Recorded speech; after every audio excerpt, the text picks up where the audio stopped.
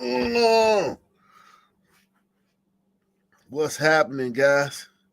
How's everyone doing?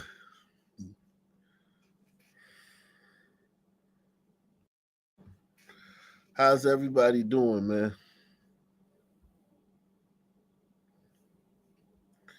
How is everyone doing? Oh, we got a great show for you guys tonight, man.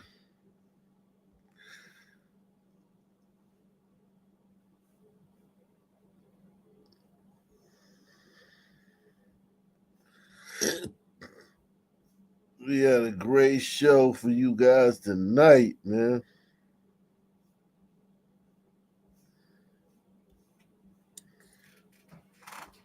Mm. Great show for you guys tonight. Salute to everybody out there, man. Salute to Gouch Merlot, man. Amazing disgrace, man.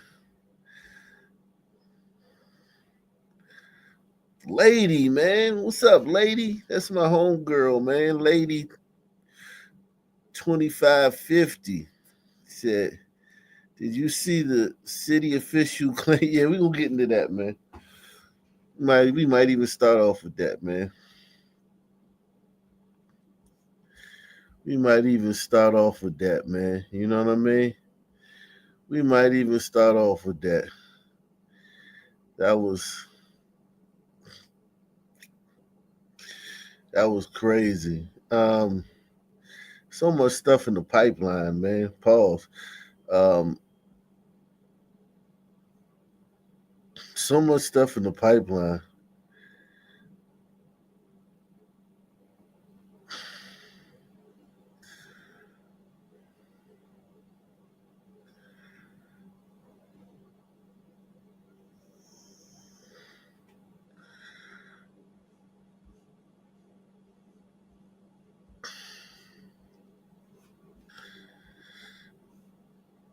So much stuff with the pipeline. Please hit the like button, man. Please hit the like button unprompted. Share the video unprompted. That would be nice, man. That would be nice if we could just do that unprompted. That would be nice, man. You know, I've been I've been meaning to do a Rumble stream. I mean, a Patreon stream this month. Jesus, I don't know. I always got something else to do, man. Always something. I always want to do daytime streams. I end up either falling asleep from being up so late doing this show, and then waking up in the morning and with my kids. I be wanting to do daytime streams and end up falling asleep. Well, I end up working on my other channel.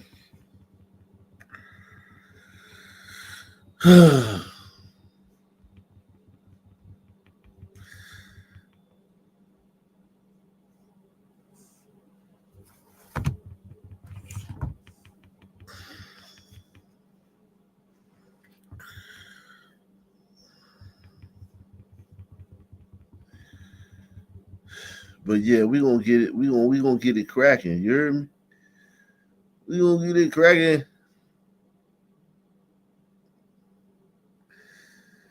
We gonna get it cracking.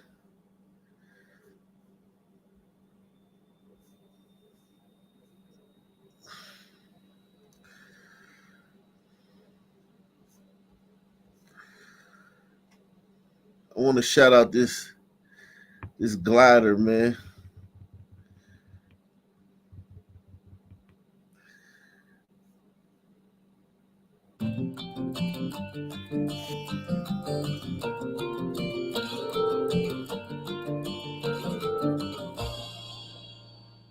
We hope you're enjoying American Graduate Day. I'm Annetta Wilson. The Orlando neighborhood Tangelo Park has gone through an incredible transformation. Due to the efforts of Harris Rosen, many children and families are getting the opportunity of a lifetime.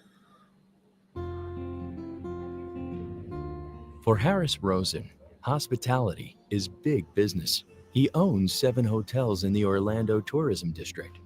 But for Rosen, hospitality means so much more. I was sitting at my desk and I did hear a voice that said, it's time for you to give back. You know, God has been very good to you. And the best way to say thank you is to provide some help for those that need a helping hand. Rosen himself grew up as part of an immigrant family living in the slum district called the Bowery on New York's South Side, so he knows firsthand the challenges that many families face. In the shadows of Rosen's hotels on the I-Drive corridor sits the community of Tangelo Park. 20 years ago, it was a neighborhood plagued by high crime, drugs, depressed property values, and an unexpected... It's a black neighborhood. Jesus Christ. Press 1. Sits the community of Tangelo Park. 20 years ago, it was a neighborhood plagued by high crime, drugs, depressed property values, and an unacceptable dropout rate. 20 years ago, it was like impossible for you to walk through the neighborhood. It was so drug infested. You couldn't even walk to the store. That's just how bad it was. That might discourage most, but Harris Rosen saw an opportunity. I was thinking at this moment that how am I going to give back and demonstrate my gratitude? And I knew it had to do with education. In 1990, Salute to my man Harris Rosen, man. Salute to my man Mark Ishmael, man. Coming through early, man. Getting the ball rolling, man. Support the channel, man. We got a great show for you guys tonight, man. Great show for you guys tonight, man. Shout out to Harry Rosen, man. Helping these goddamn Negroes, man.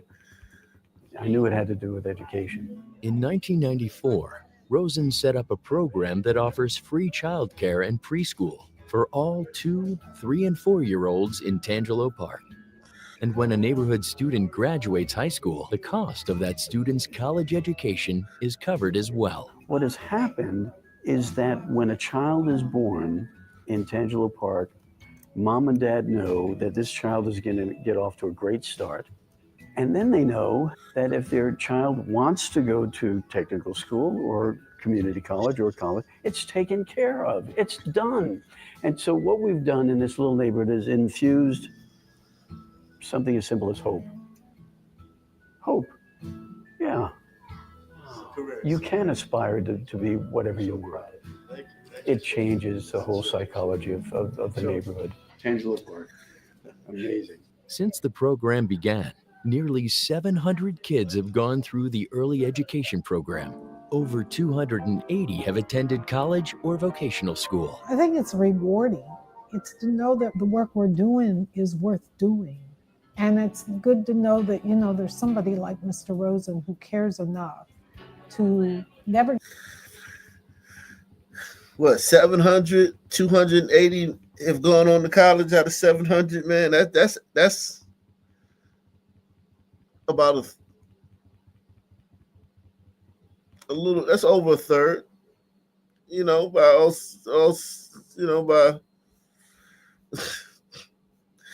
that's a good clip, man. I think that's a good clip.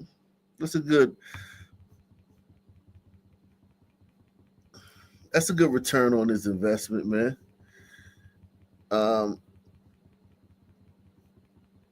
Kids, you know, went on to college. They went to college. I wonder how many of them graduated, but it doesn't matter. He's doing something, man. If people can't take advantage of it for some reason, whatever reason, if they can't, you know, take the gift that Harry Rosen has given them and translate it into a better life, you know, we've all failed. We've all had opportunities where we haven't taken advantage of. I'm just glad they haven't killed Harry Rosen. Press 1. They haven't given him the big black thank you. The big black show of appreciation. So I mean, I'm happy about that. You know what I'm saying? give up. to always be there. And we know we have that safety net. And so we're providing that safety net for the children as well. Georgia Gorton's daughter and grandson were two of those who attended college thanks to the program. It was just awesome to know that there's somebody out there, caring about my education, about my future. It meant a lot to me. You have choices: military, community college, vocational school, or college. Is that an incentive? Does that help? Absolutely. To be one of those people that was able to take advantage of that opportunity, it means a lot to me. And I think Mr. Rosen, I don't know if he realizes, the impact that it has on someone's life, but it really had a very, high impact on my life. God sent. God sent. My daughter had a complete scholarship. She was able to focus on her grades and graduate on time and everything. And now she has a very good job. And I'm grateful for that. What I've seen happen in this community is I've seen it grow, I've seen it thrive, and I've seen it prosper. And I think a lot of that has to do with the fact that Mr. Rosen has given hope for the future of Tangelo Park. And the future obviously starts with the kids. Over these past 21 years, the crime rate in Tangelo Park has dropped by more than half, and the graduation rate has increased from about 25% to nearly 100%. Most everyone that went through the 2-year-old program does go on to some kind of college or vocational school. There are a lot of people in this world that have the means to do things, but they talk about it. Mr. Rosen doesn't talk about it. He actually does it. He's sitting in the room because he wants to be involved, and he wants to be involved in the success of that community. He is an American graduate champion. Harris Rosen has helped many people succeed because of his generosity. The new school in Orlando's Paramore neighborhood is set to open in 2017. Ahead on American Graduate Day. Shout out to Harry Rosen, man. Shout out to this man. Shout out to that white man. Cleaning up that black neighborhood, man. Thank you, Mr. White Man. Thank you, Mr. White Man. Only on 6, getting results for hundreds of children in Central Florida with free preschool and free college. A Central Florida hotel owner has been paying the bill for years, and he says his relationship with law enforcement and their support has been key to getting results. If he's not using this to get close to children, to molest them, this is a great story. They haven't spoken about that. No one's come out and said that he was molesting kids. This is a great story, man. News 6's Eric Bonan can talk to Harris Rosen about how he continues to get results together in 2 communities. 28 years, and I must confess that things are going really quite well, exceeding our highest expectations. Harris Rosen, the owner of one of the most successful hotel groups in Florida, is in it for the long haul, keeping the money coming. How many of you are going to college? How many of you are graduating? First to the kids of Tangelo Park, and now in the last 4 years, Orlando's Paramore community, spending millions of his dollars, sending the kids to preschool and then college if they graduate high school, all free to them, even in a pandemic. Still, your support is unwavering for the communities. It hasn't been easy, but that is our priority.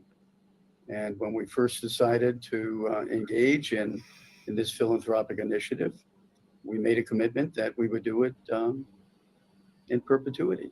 Besides the money, how has he done it? With the solid support of the Orange County Sheriff's Office, he says, and the Orlando Police Department. In fact, they sit on his boards for the scholarship program. Wow. Salute to Louis Barrow. Why do son teens need mentors and programs to keep them from being violent, but not glider and tiger teens? Well, sons don't usually have father figures in their lives, consistent father figures. Sons are sons. They have, different brain chemistry, different glandular responses. We need education as we know it in the form that we see it in America or in the first world is not something that we would have ever created. Who thinks blacks would have came up with the table of what's that chemical?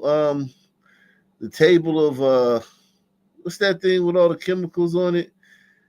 It's the chemistry table. Who thinks blacks would have ever came up with that?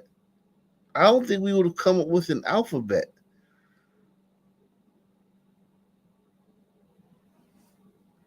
The periodic table, yeah. Blacks, how many gazillion years would it have taken blacks to try to like figure out the periodic table? So like the thirst for knowledge and the quest for knowledge, we don't have that quest for innovation and exploration and problem solving. That's not innate in us. So we probably, that's probably why we need tutors and programs and stuff like that, because it's not innate in us. Thus, there were no written languages in all of sub-Saharan Africa. You know, no symbols, no abstract symbols.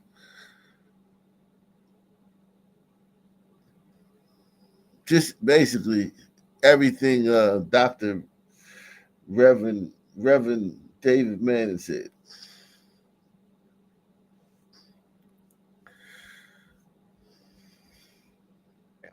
And you believe that's made the program even better? No doubt about it. Look, there has been and continues to be tension between the sheriff's department, the police department, and every underserved community. I understand that.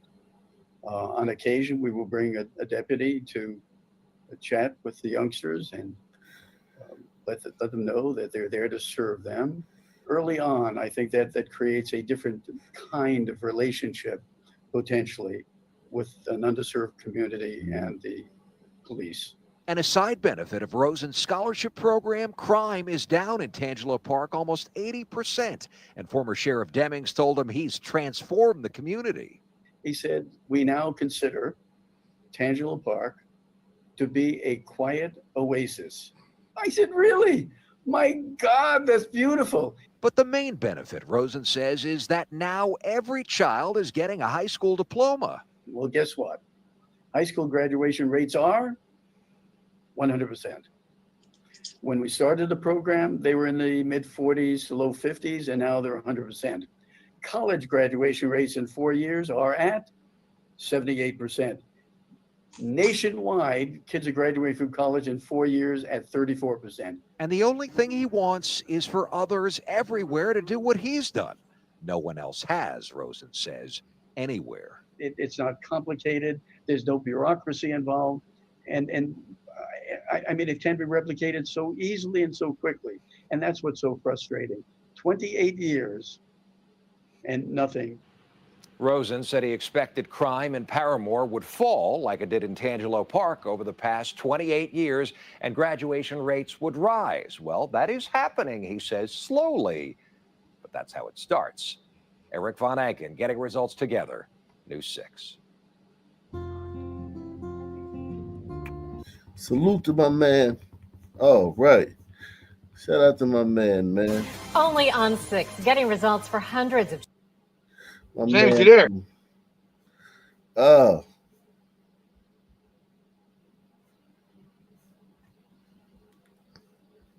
Good to have you with us. I'm Joe Donlin. And I'm Erica Sargent. We begin with a breaking news update. A 15-year-old now charged in the murder of Kayla Love. The young girl's body was found in a park. Andrew Ramos joins us live now. Andrew, that teen appeared in court today. That's right, Joe and Erica. That teen, 15-year-old boy, I should say, he appeared before a judge earlier today where he was ordered to be held in custody, charged with the murder of Kayla Love, who vanished last Sunday. While her family is relieved about this arrest, there are still many unanswered questions for them. Kayla was interested in culinary arts. She had a passion for that. A life cut short and a family now in mourning. This vigil held yesterday for 16-year-old Kayla Love, where loved ones issued a plea to the public asking anyone with information about her chilling murder to come forward. We need y'all to help us because Kayla should be here right now. News today that a 15-year-old boy has been arrested and charged in the case. He was taken into custody yesterday in Avondale. It was last Sunday when Love was last heard from. She was making her way to McDonald's. This was in the Lawndale neighborhood. The following day, her body was found at a playground not too far away in East Garfield Park.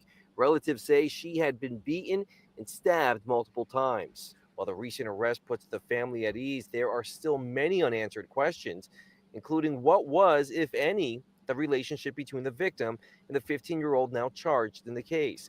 At yesterday's vigil, relatives were also puzzled by a report that officers who responded to the scene at the park Sunday night after someone called about a fight allegedly did not get out of their patrol car to investigate. Police would later return to the park a day later when Love's body was discovered. She could have been dead or dying when they pulled up, and there may have been an opportunity to save her life. All of what happened and didn't happen will come out. So I'm very clear about that, and we want to hold whatever transpired, hold those officers accountable.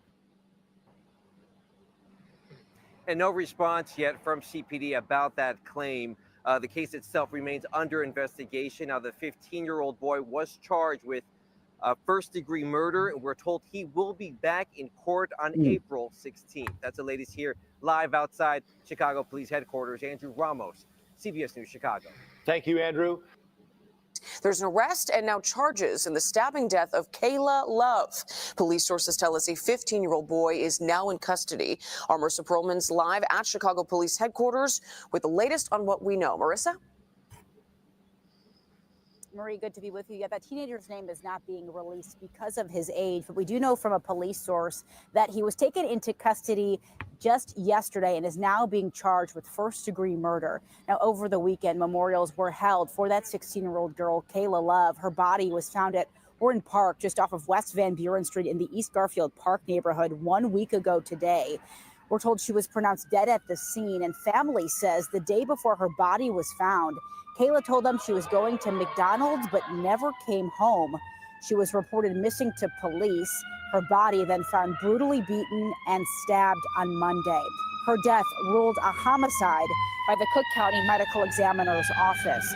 Now, we're told that this suspect, again, this 15-year-old teenage boy, will appear in juvenile court to address those first-degree murder charges this afternoon. For now, we're live at Chicago Police Headquarters. I'm Marissa Perlman, CBS News Chicago. Marie, back to you. Big Larry in the building. Shout out to Big Larry, man. Make sure y'all support the channel via PayPal, Cash App, or Super Chat, man. A lot going on, man. A lot going on here. A lot going on. One security guard is dead after being shot outside of the bar where he worked in West Philadelphia, and another is recovering following a stabbing in a Northeast Philadelphia parking lot. These two separate incidents from over the weekend are putting the spotlight on safety. NBC 10's Francis Wang talked to a local security guard agency that says security guards need proper protection too. Yeah, Jackie, Fred, it is a dangerous job, and that's why the CEO of a local security agency tells me it's important that the security guards get the proper training, aren't in situations where they are understaffed, and work for security companies that are legitimate. Unfortunately, that is a danger with the job. Ed Iannucci has been a security trainer and consultant for 25 years now and owns Echo Delta Security Services in Philadelphia. He was not surprised to hear about the violence involving security guards over the weekend. But the danger is amplified when you're posted at a place where it tends to be rowdy, which is any liquor serving establishment. Overnight on Sunday, a fight outside of the Deja Vu Bar and Grill on 53rd and Arch ended in gunfire. Three people, including an innocent bystander and the bar security guard, were shot.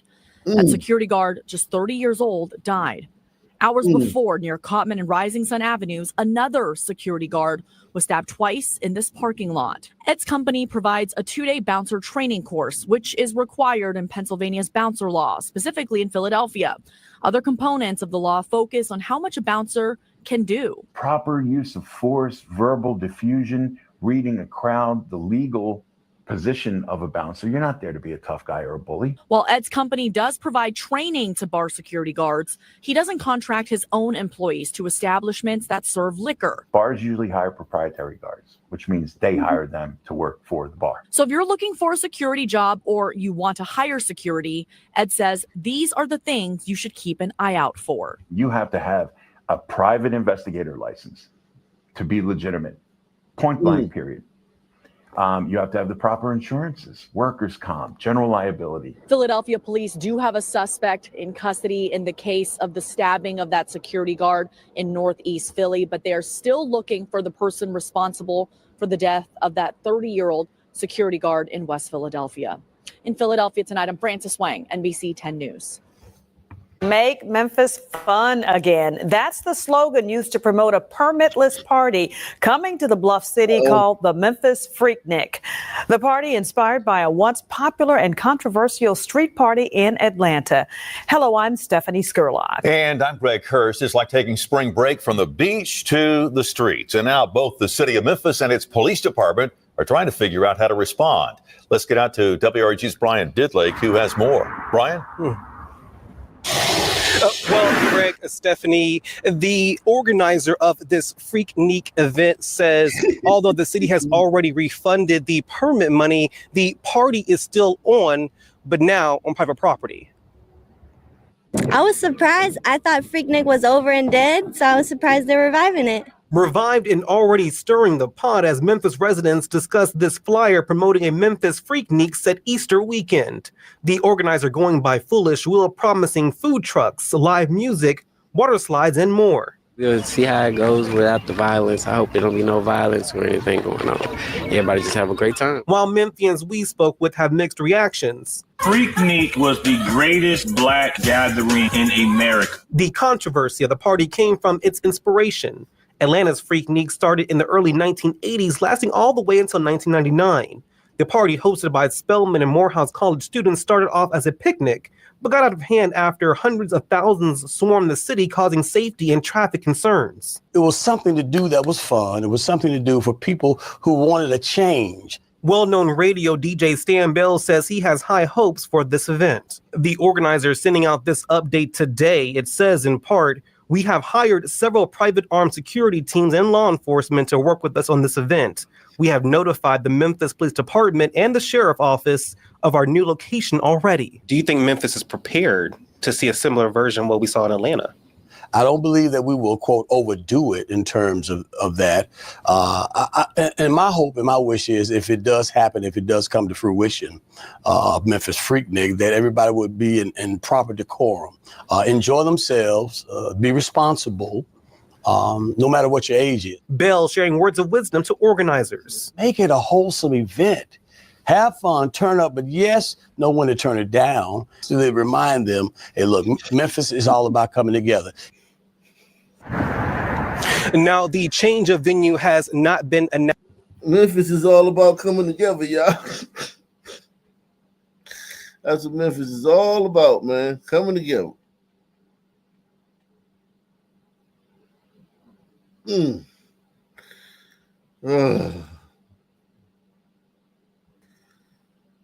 First at 5 on your news leader. 2 days after gunfire erupts, killing one man and wounding another in the heart of downtown Memphis, police continue to search for those responsible. Good evening and thank you for joining us. I'm Greg Hurst. Hi, I'm Stephanie Skurlock. Tonight, we're learning both victims were rappers as police are adamant this was a targeted incident. WRG's Shay Arthur is live tonight in front of FedEx Forum with what she's learning about the case. And Shay, would you fill us in? Now, Stephanie, Greg, such a busy area. So many people wanting answers tonight just here on a Monday afternoon. There's plenty of people around, so you can only imagine what it's like on the weekend. But in downtown Memphis, here where that shooting happened, there are cameras everywhere. Officers now studying the footage from here outside the stadium and Westin Hotel.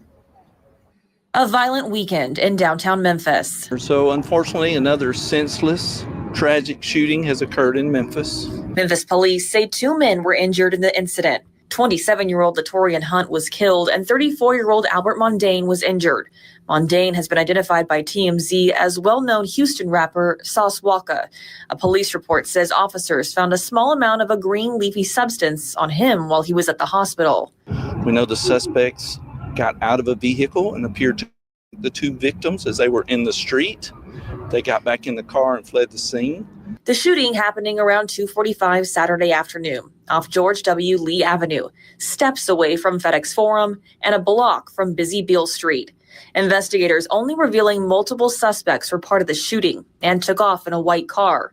The boldness of the crime happening in broad daylight in a busy part of town might leave some shocked, but MPD says this was a targeted shooting. This appears to be that our suspects waited on the victims, waited till they could get them in sight, immediately fired upon them without any kind of verbal engagement, and then fled the scene. So it does not seem random at all. It seems. Tonight, thousands of people are expected to pack into downtown Memphis as the Redbirds take on the St. Louis Cardinals. MPD North Main Station Commander Alvin Clark told us the department is ready for the increased crowds, telling us in part, "We will have an increased presence of officers both in and around the downtown district to proactively address any issues that may arise." Also handling traffic congestion, saying officers will be stationed at key intersections to manage traffic and assist with pedestrian safety as crowds gather before, during, and after the game. MPD encouraging everyone to remain vigilant. And Stephanie Gregg, the make and model of that white getaway car has not been publicly released. Of course, if you know anything, call Crime Stoppers 901-528-CASH. For your news leader, we're live downtown tonight. Shay Arthur, WREG News Channel 3. All right, police need some help with that one. Thank you, Shay.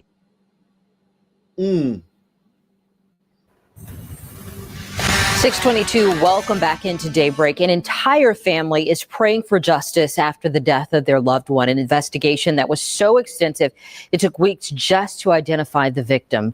That's in today's Manhunt Monday.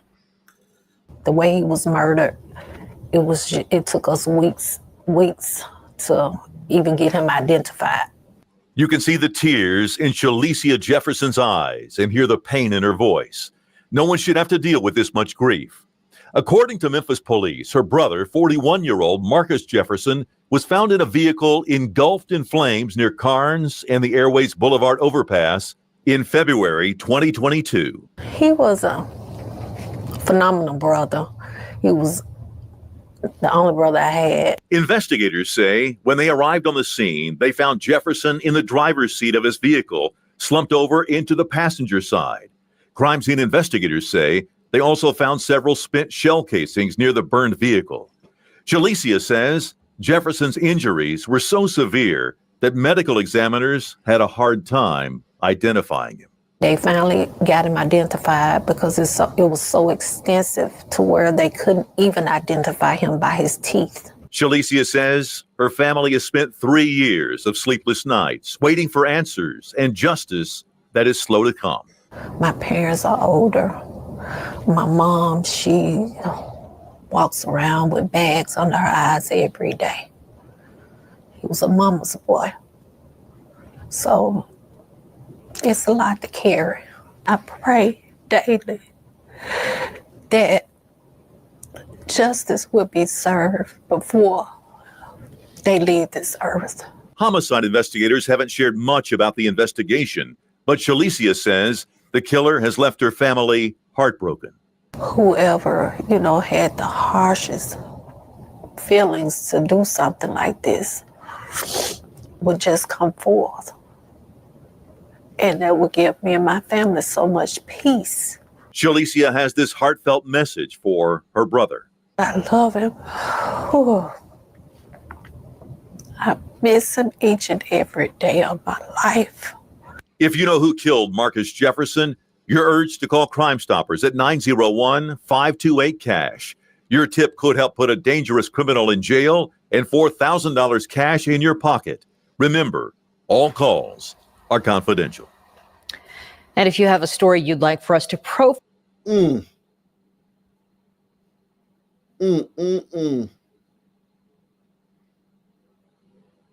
Wow. Make sure you support the channel via PayPal, Cash App, or the Super Chat.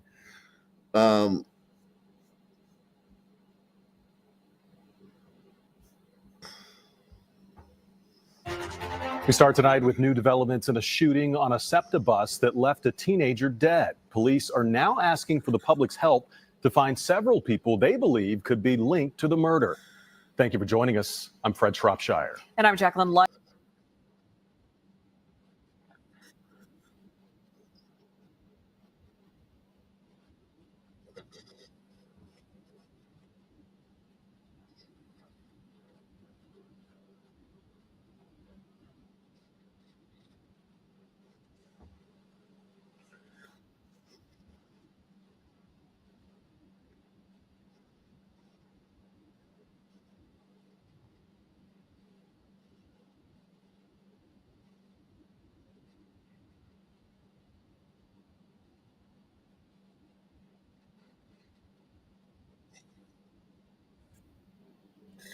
Yeah, exactly.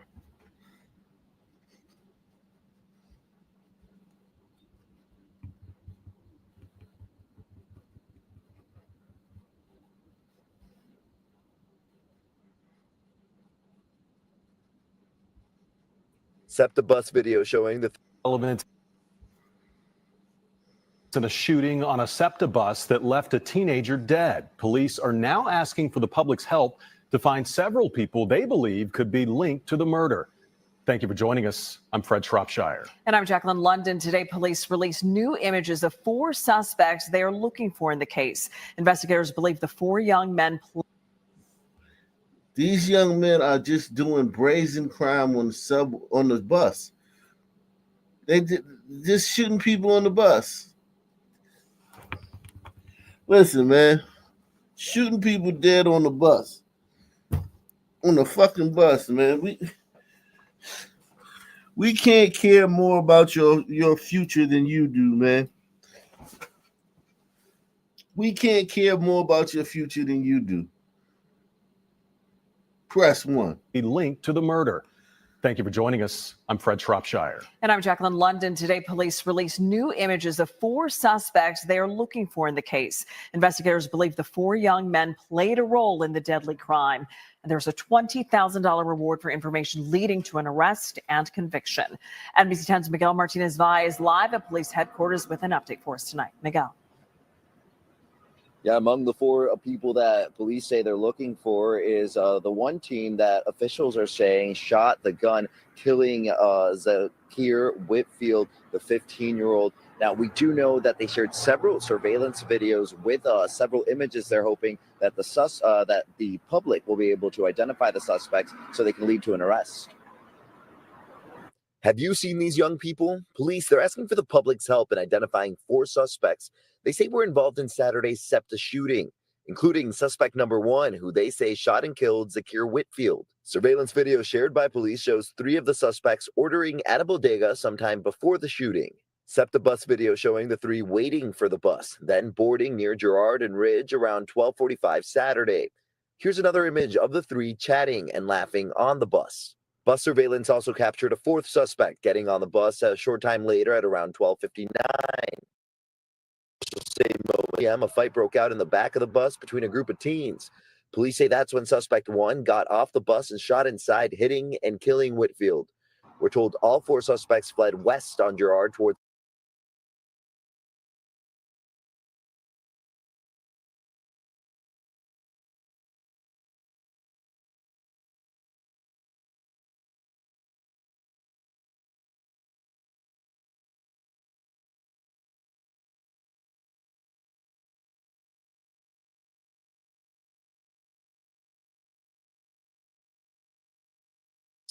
Bus surveillance also captured a 4th suspect getting on the bus a short time later at around 12:59. Officials say moments after, at around 1 p.m., a fight broke out in the back of the bus between a group of teens. Police say that's when suspect 1 got off the bus and shot inside, hitting and killing Whitfield. We're told all 4 suspects fled west on Girard towards 41st after the shooting. I'm very close to the family, so it was like very troubling, to hear And then, it's just like not just the youth, but you have elderly and, everybody else that ride transportation. So it definitely, it isn't safe. And, we just need to get to the root cause. Family friend and nonviolence organizer Malika.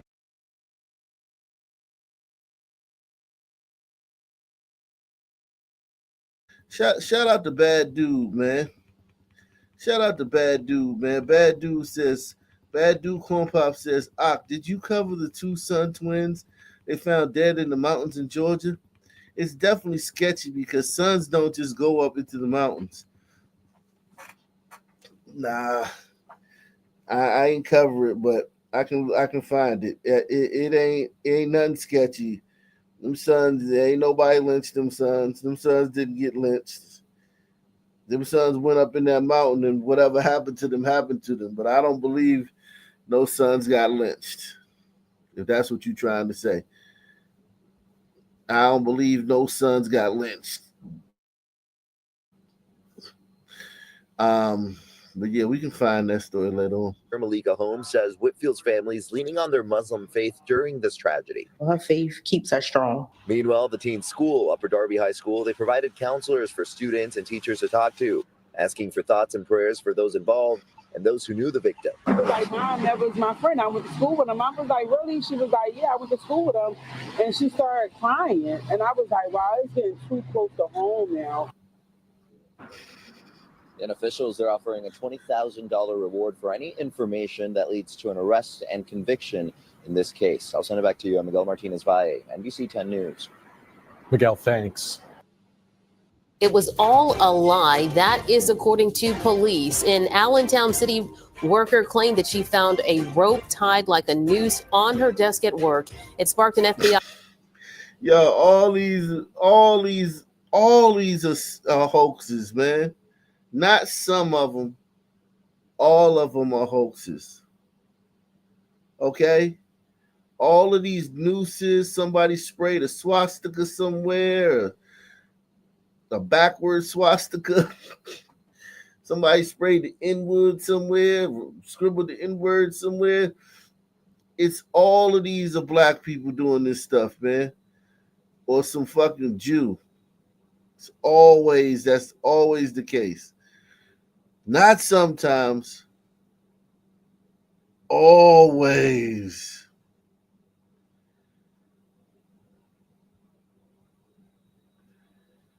Okay? Always.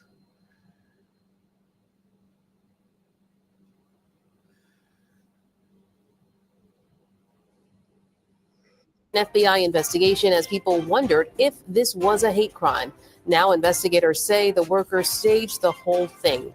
Police say it took intricate DNA testing to solve this case in their minds. Good afternoon to you, everyone.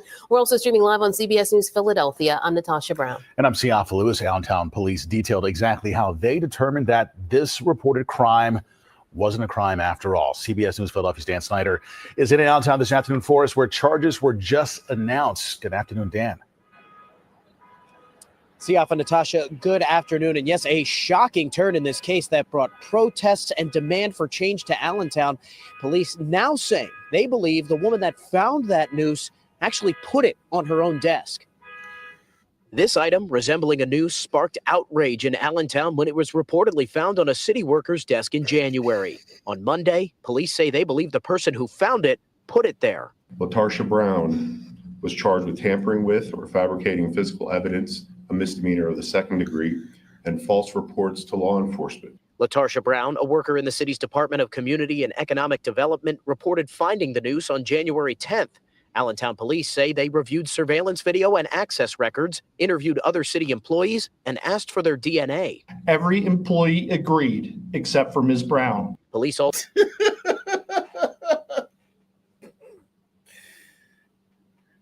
So she shows up at work, calls the police, hey, there's a noose on my desk. They show up, they're like, all right, cool. We'll investigate it, man.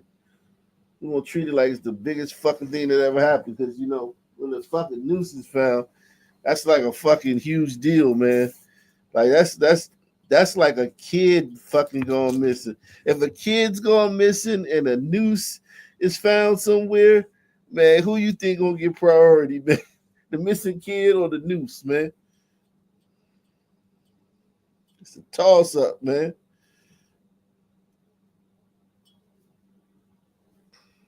All right, we want to see whose DNA is on this noose, man. We need a sample from everybody. Sure. Anything that will help you solve the case. Not.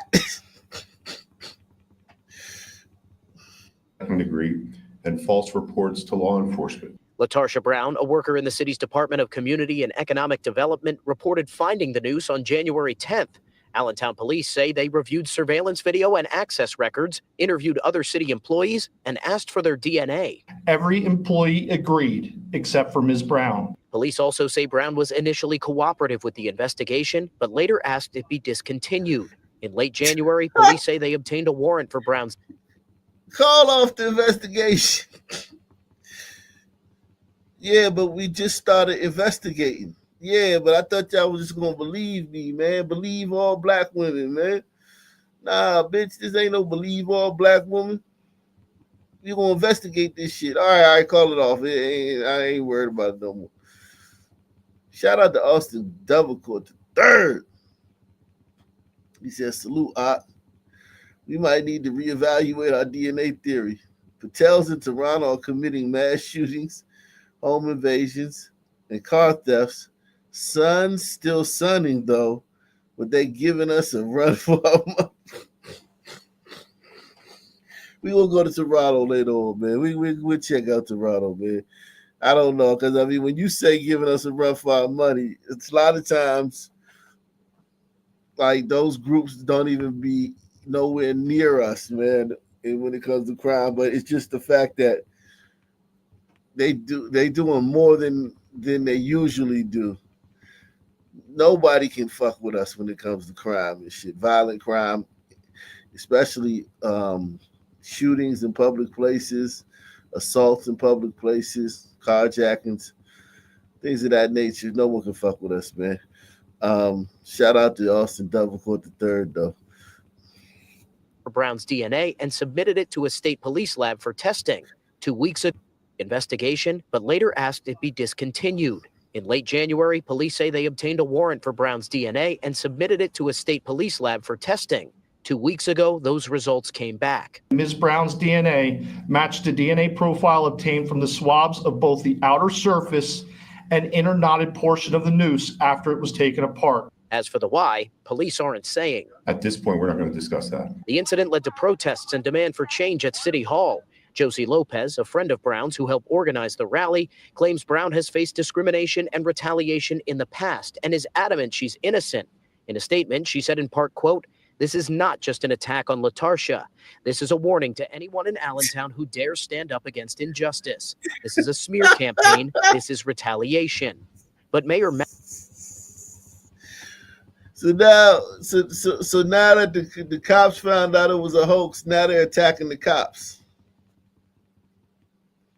Then why didn't you investigate it on your own? You should have knew the cops were racist.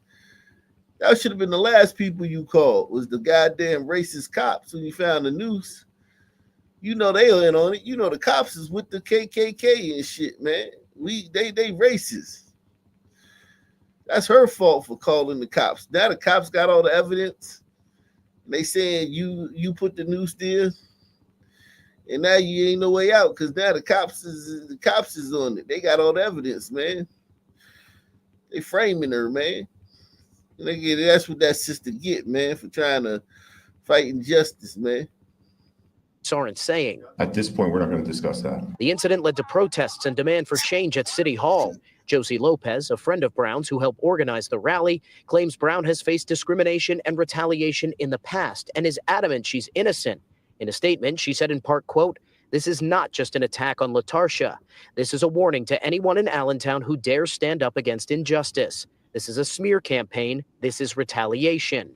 But Mayor Matt Turk believes the incident has helped bring the conversation over inclusion to the forefront at City Hall. That has helped lead conversations in City Hall about about what it means to be inclusive, about what it means to respect each other's employment, and that will continue. Now, city leaders would not comment on the future of Brown's employment status with the city. We did make attempts to reach out to Brown for comment on the situation. So far, we have not heard back. We'll send it back to you. Dan, thank you very much. New surveillance video just released in a deadly SEPTA bus shooting from over the weekend. Philadelphia police say it shows the suspected killer and 3 others involved. And it comes as grief counselors headed to Upper Darby High School today to console students grieving the loss of one of their classmates, the 15-year-old boy gunned down on that bus. And Kelly, you spoke with his dad. What is he sharing with you tonight? Shiva, that's right. I spoke with Zakir's dad briefly over the phone. He said there's a lot circulating on social media right now, but he knows his son and knows that he loved basketball, that he was loving and caring and a good kid. Now, again, we know that he attended Upper Darby High School as a sophomore. Law enforcement sources do tell me tonight they believe he was with other young people that also lived in Upper Darby at the time of the shooting. So he's not even from Philly. He's from Upper Darby. Suburban kid, even though the suburbs of Philly are very treacherous, just like the city. New video tonight released by Philadelphia police showing the moments they say an individual fired at least one shot at a Route 15 SEPTA bus in broad daylight Saturday afternoon, killing 15-year-old Zakir Whitfield. Police believe that man is the same one seen here on video walking into a convenience store with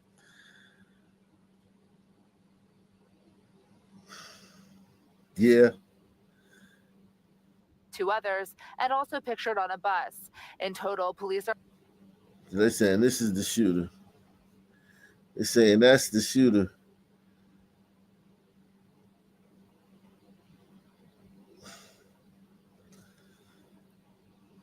Wow. That's him right there. They saying, wow. Into a convenience store with 2 others and also pictured on a bus. In total, police are hoping for the public's help in identifying all 4 people. Whitfield was a sophomore at Upper Darby High School. The district said they provided resources for staff and students who needed someone to talk with today. Erwin Patrick is a senior. There have been like a few people like in the recent years I've been going here that have passed from gun violence, and it is something that seems to be like growing in this generation. It's just like you could go outside and never know if you're going to make it home or get caught up in something that you shouldn't be. Police say Whitfield, who was not shown in the video released by police, was with a group of at least 5 other juveniles that got into a fight in the back of the Route 15 SEPTA bus. When the bus driver stopped the bus, police say one of the juveniles got off and fired into the bus at least one time, hitting Whitfield in the chest, killing him. Law enforcement sources believe at least 2 of the individuals involved in the fight are also from Upper Darby. In the letter sent home to Upper Darby families, the assistant superintendent said in part, quote, "We can only report that there is an ongoing police investigation into what actually took place. Please join me in keeping all involved in your thoughts and prayers." Yeah, it is crazy because I feel like as people, we all got things that we're trying to achieve in life, and like we're all capable of great things. And a 15-year-old to lose their life over a fight, he could have had the great things that he was trying to do in the world. Now, police say 3 of the individuals they're looking for boarded the bus in the area of... What are your thoughts, guys? What's your thoughts, TR? What up, Ark? Man, ain't shit. Just, I mean, it's just, it just seems like a typical Monday, you know? A lot of drama going on. The sun is staying. Bad Dude Corn Pop says, nah, I didn't.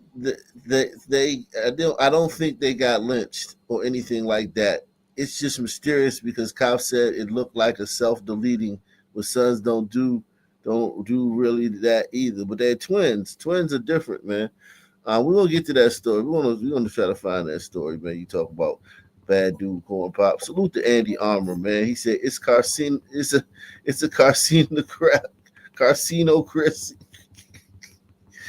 Oh man, I ain't messing with Carcino, man. Girard and Ridge Avenues, while a 4th joined sometime after. And then after the shooting, police say all 4 fled westbound on Girard Avenue towards 41st Street. If you have any information, police want to hear from you. Shiva.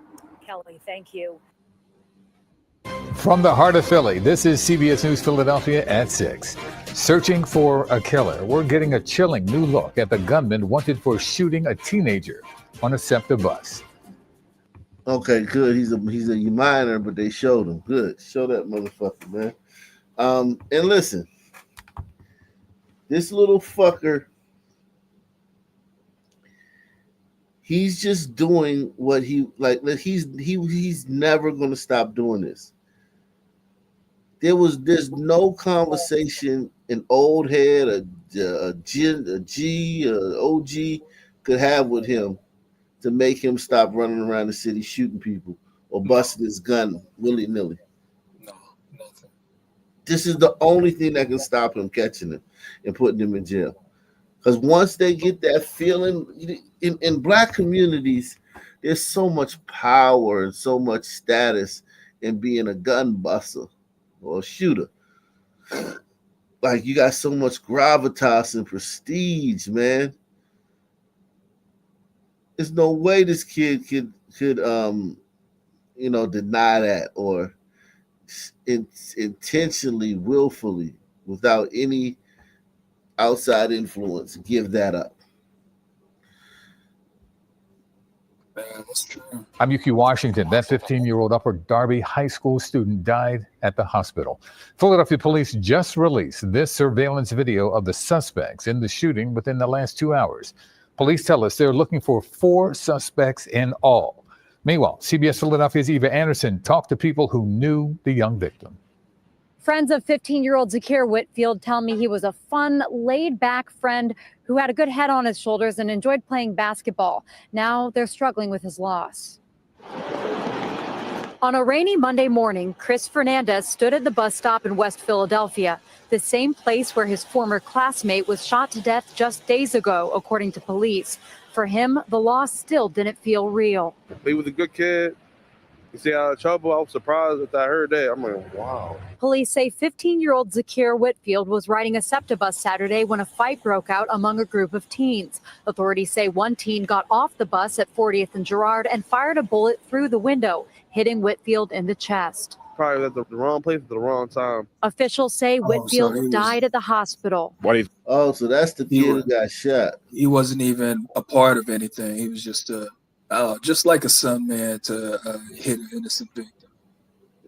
Yeah, just shooting on the bus, just busting his gun. There's some problems. He got a gun. He gotta be known. He gotta, you know what I'm saying? He gotta bust it because it's kind of like a weight, you know what I'm saying? Like, yo, we was down there, man, and got into some niggas, and that nigga ain't even busting. You know what I'm saying? Like, it's just, I think they call them honor killings. Yeah, man. Killed this kid. This kid probably was a bad kid too, though, man. His friend said he wasn't, though. Yeah. His friend said he wasn't, but he probably was, a rough around the edges kid. And listen, that don't mean he deserved to die, because you got to be rough around the edges. Why needs to be like his coach?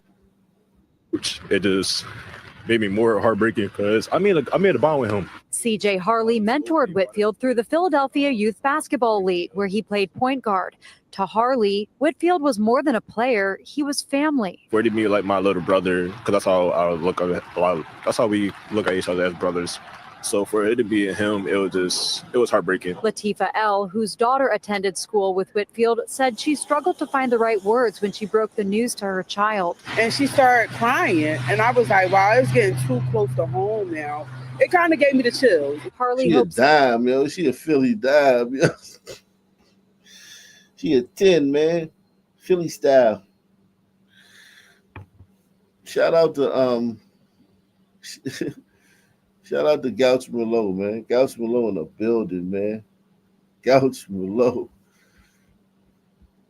Kind of gave me the chills. Harley hopes everyone close to the situation finds healing. I just hope that everyone else is safe. I hope that everyone knows it's okay. And while Whitfield's friends grieve, they also want answers and justice. Philadelphia police are offering a $20,000 reward for any information leading to an arrest and conviction in Whitfield's death. Eva Anderson, CBS.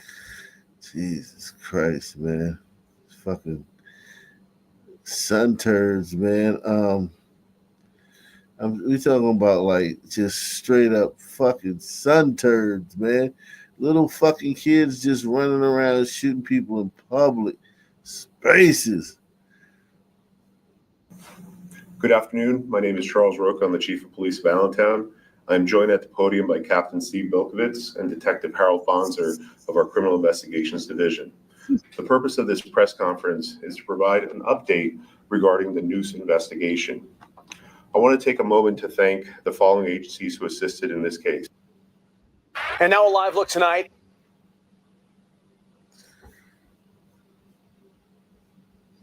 In downtown Allentown, where police now say a City Hall employee who found a noose on her desk planted it there herself.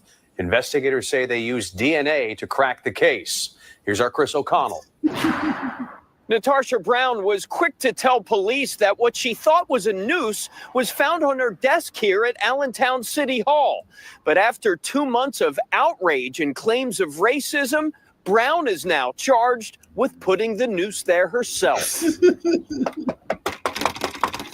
No answer tonight at the home of Latasha Brown, the City of Allentown employee who was arrested, accused of concocting a story that she thought was a noose placed at her third-floor desk at City Hall in the Community and Economic Development Office. A picture of the noose was released by the city. Ms. Brown notified the Allentown Police Department that she discovered what she believed to be a noose on her desk upon arriving at work. But after reviewing surveillance footage and interviewing fellow city employees, investigators say Brown stopped cooperating with the investigation. Detectives even asked for the 9 employees present in the office for a DNA sample. Every employee agreed except for Ms. Brown. Police say after Brown's DNA was found on and inside the noose, she was charged with making a false report and tampering with evidence, both misdemeanors. Brown also serves on the Allentown School Board. There's quite a little bit of it still here in the city, even in 2025, and it's kind of like, disappointing coming from somebody that works in the city. It was shocking, disappointing, I think is a good way to put it. Allentown's mayor couldn't comment on Brown's employment status with the city, but says he's glad the cloud of suspicion against other employees has been lifted. It does point out that racism shows up everywhere. It shows up in unexpected ways. And we have a strong responsibility to battle it. And Sir, it was fake news. They do this a lot, though. You see this a lot, especially on college campuses when they have a fake news thing. They say the dean will come on and be like, even though this turned out to be a hoax, we still want to continue to fight and racism and battle racism at every corner. And then they try to downplay the fact that it was a hoax. And Gladys got to hear about how awful they are. And particularly in our workplace, to create inclusive work environments. Now, Brown is scheduled for a preliminary court hearing on April 22nd. Calls and emails to Brown went unanswered. In Allentown, Chris O'Connell, Fox 29 News. The trial of accused serial scammer Candace Clark was supposed to start today after 2 years, but at the last minute, another court delay. Courthouse sources tell the CBS 2 investigators. I think this is old because that guy doesn't do the news anymore. Yeah, that's old. What do you say? Twins? He said the twins found dead in Georgia. When we do that story, yeah, man. Shout out to all you guys out there, man. Shout out to Thrifty, man. Thrifty in the building, man. Thrifty Z, man. Salute to all you guys, man. Continue to hit the like button. Continue to support the channel, man.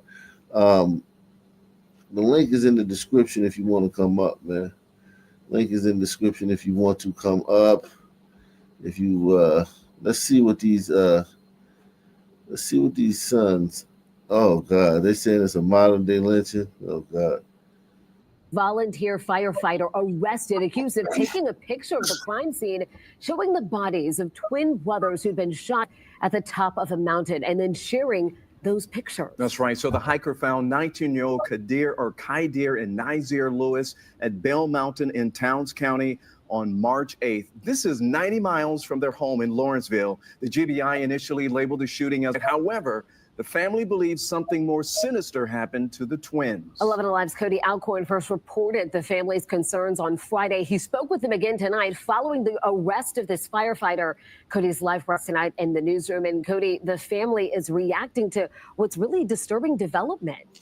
That's right, Jennifer and Ron. Obviously, they are disgusted by all of this. Now, we don't know just how many people shared this horrific picture of the twins' dead bodies.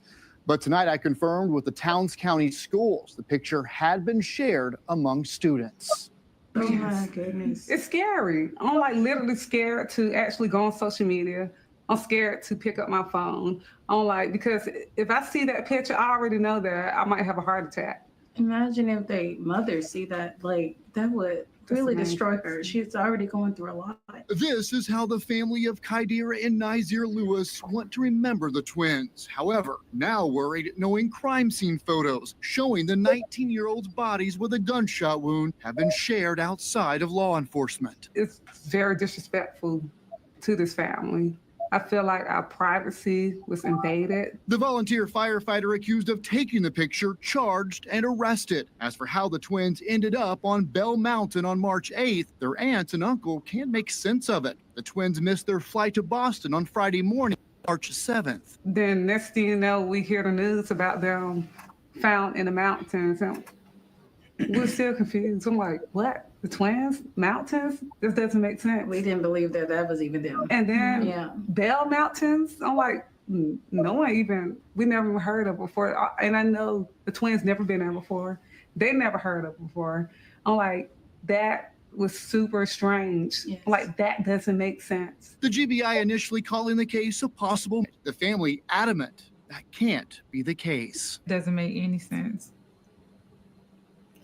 That's absolutely just like out of character. Yes. Their bodies found 90 miles from their home in Lawrenceville. They don't even like driving the distance. They don't. Because because they don't like to pay for gas. Described as extremely protective of one another. Every time you see them, they're like together all the time. Yeah. All the time. And there's probably nothing in your head you could imagine that got between them that would lead to no. If they had a problem that severe, we would know. The family definitely would know. The Towns County volunteer firefighter accused of taking the pictures, Scott Curlin, was charged with misdemeanor obstruction. Tonight, the attorney for Towns County told me there are no cameras at Bell Mountain. He said the area is not staffed. Now, the gate to Bell Mountain opens at 8 a.m. and closes at sundown. The twins' family says the twins' car was found inside the gates in the parking lot. Their phones, wallet, and plane tickets for that Boston trip were inside the car. All right, Cody, a lot of folks very concerned and touched by the story, waiting for updates. So thank you so much for bringing us this latest information. All right, peace and blessings, all praises to the Most High. This is just in from the story that we did a couple of days ago of the 19-year-old twins, Khaidira and Nazir. They were found on the top of Bell Mountain in Hiawassee, Georgia, which only has like a 0.04% black population, after they had supposed to taken a trip. And that trip was supposed to be going to see some relatives far away. And then they ended up on top of this mountain. And as you heard them say, they're saying that one of the twins did this to the other one and then did it to himself. But of course, the family does not believe that. And in a further twist that leads one more to believe that there is foul play, this man, because I'm going to show him to you because they didn't show him to you in the news article. Oh, he looks like this man. 42-year-old Scott Curlin was a volunteer firefighter who, quote unquote, responded to the scene, took pictures of the bodies, and then spread them all around to social media, so much so that the children at the local school saw the pictures. And I don't know what anybody else sees in this man's eyes, but pure evil and maliciousness. Looks devilish to me. I would consider him one of the prime suspects to their demise. Now, this man has been charged with a simple misdemeanor called obstruction of justice. I mean, look, from what I'm seeing, man, it looks as if, the boys got involved with some kind of fraternity, man. When you involved with these fraternities during the pledging stage, man, anything can happen to you. So, yeah, we're not going to rule that out at all. Tonight, a murder-suicide investigation in Georgia, leaving a distraught family with more questions than answers. We want to know exactly what happened to the twins. Police say twin brothers Kaidir and Nazir Lewis were found dead by hikers on a Georgia mountain earlier this month. The brothers, weeks away from their 20th birthday, each found with gunshot wounds, according to the Georgia Bureau of Investigation, which says their preliminary investigation reveals the deaths to be a murder-suicide. We knew right away that wasn't true. But their relatives rejecting that characterization by police, saying the boys were close and had no history of conflict. They're very protective of each other. I couldn't imagine them hurting each other because I never even seen them get into a fist fight before. Relatives saying the twins had tickets for a 7 a.m. flight on March 7th from Lawrenceville, Georgia to Boston, where they were set to meet friends. But on March 8th, their bodies were found at the summit of Bell Mountain, 90 miles away from their home and in an area their relatives believe they had never visited. How they end out in the mountains, they don't hike out there. They've never even been out there. They don't know nothing about Hiwassee, Georgia.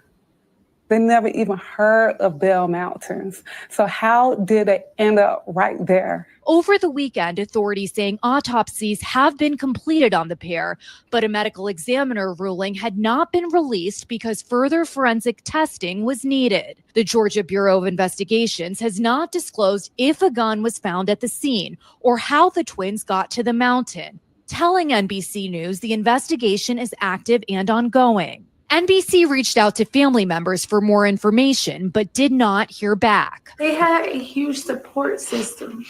Like, we know them that they wouldn't do anything like this. Something happened in those mountains, and we want answers. Priya Sridhar, NBC News. Thanks for watching. Stay updated about breaking news and top stories on the NBC News app or follow us on social media. Wow. The music, the vibe, kick off your. Wow, I think they just. I don't think there was any foul play involved in that, man. I don't think there's any foul play involved in that, at all.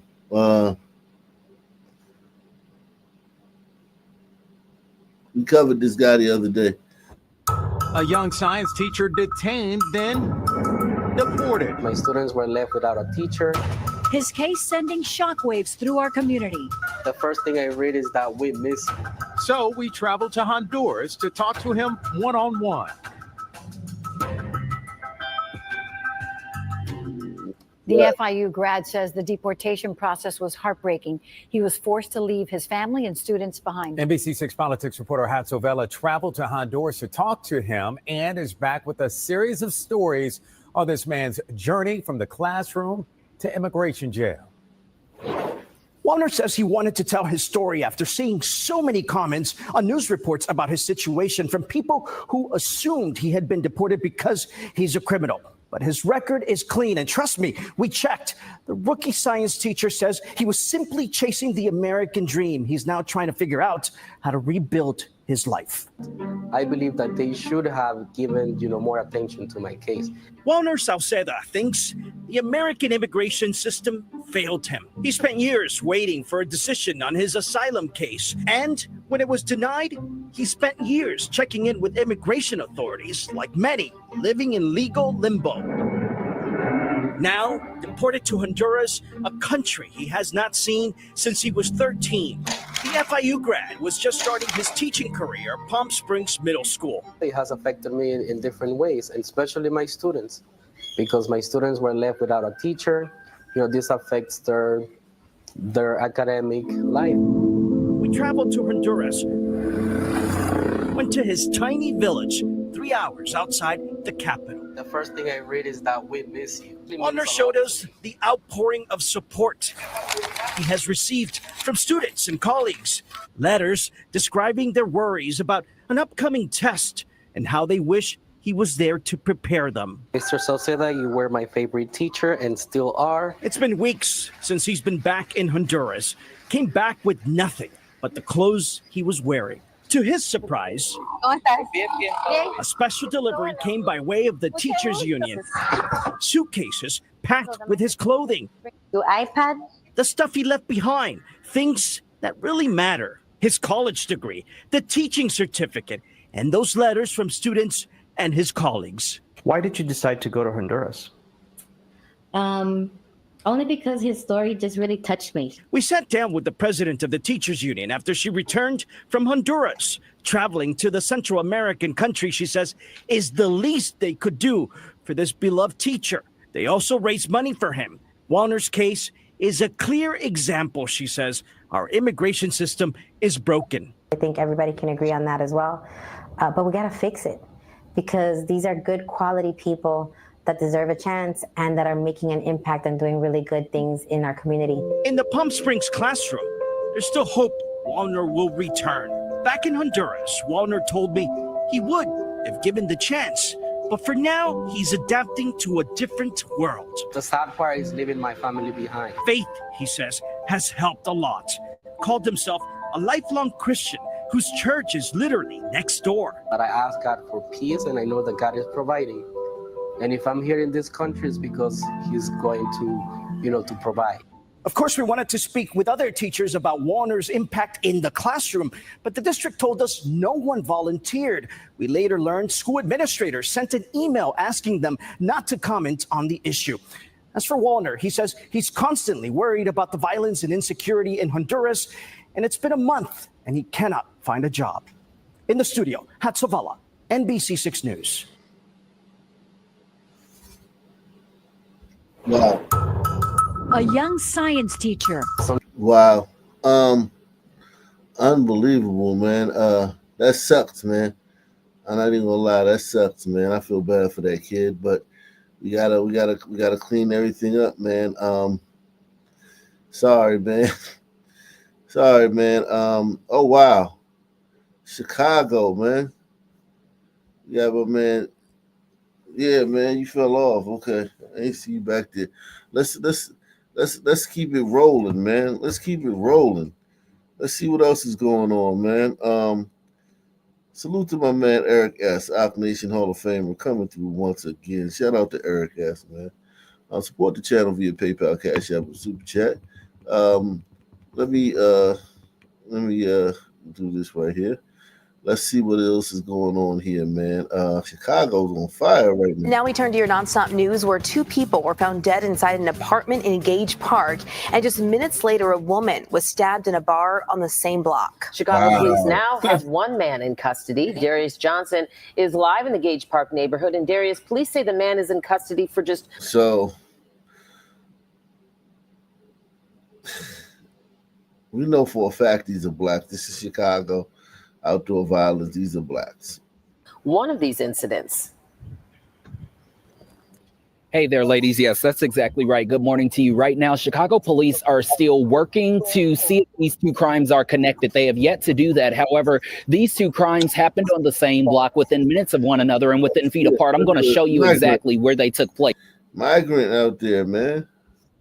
Take a look at your screen. This is the apartment building where the 2 people were found dead inside. Then you can see that there's this parking lot right here, and then there is the sports bar. All of this happening within these 2 locations, again, only being separated by a parking lot.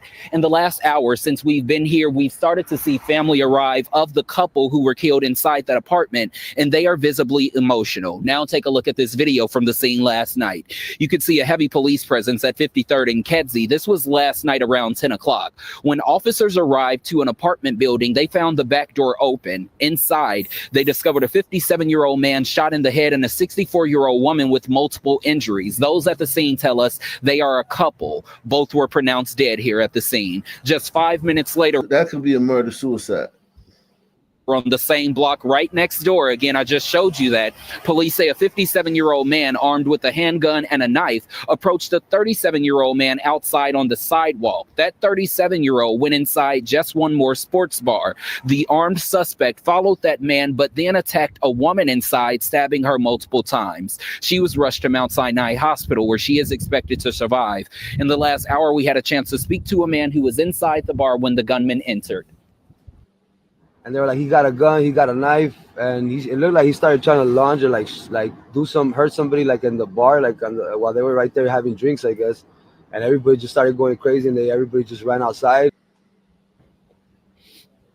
Now, again, that man was inside the bar last night. He came back to the bar this morning to retrieve his vehicle, which was left in that parking lot. Again, many people were doing that this morning because police had this entire block right here at 53rd and Kedzie blocked off with crime scene tape as they conducted the two different investigations. Again, that 57-year-old man is the man in custody for the incident that happened at the bar. Again, police have not yet connected that man to both of these incidents, nor have they linked these two crimes. They did recover that handgun at the scene as well. Lastly, we are waiting to learn the identities of the two people killed inside that apartment. We're live in Gage Park this morning. I'm Darius Johnson, CBS News, Chicago. Darius, thank you for those updates there.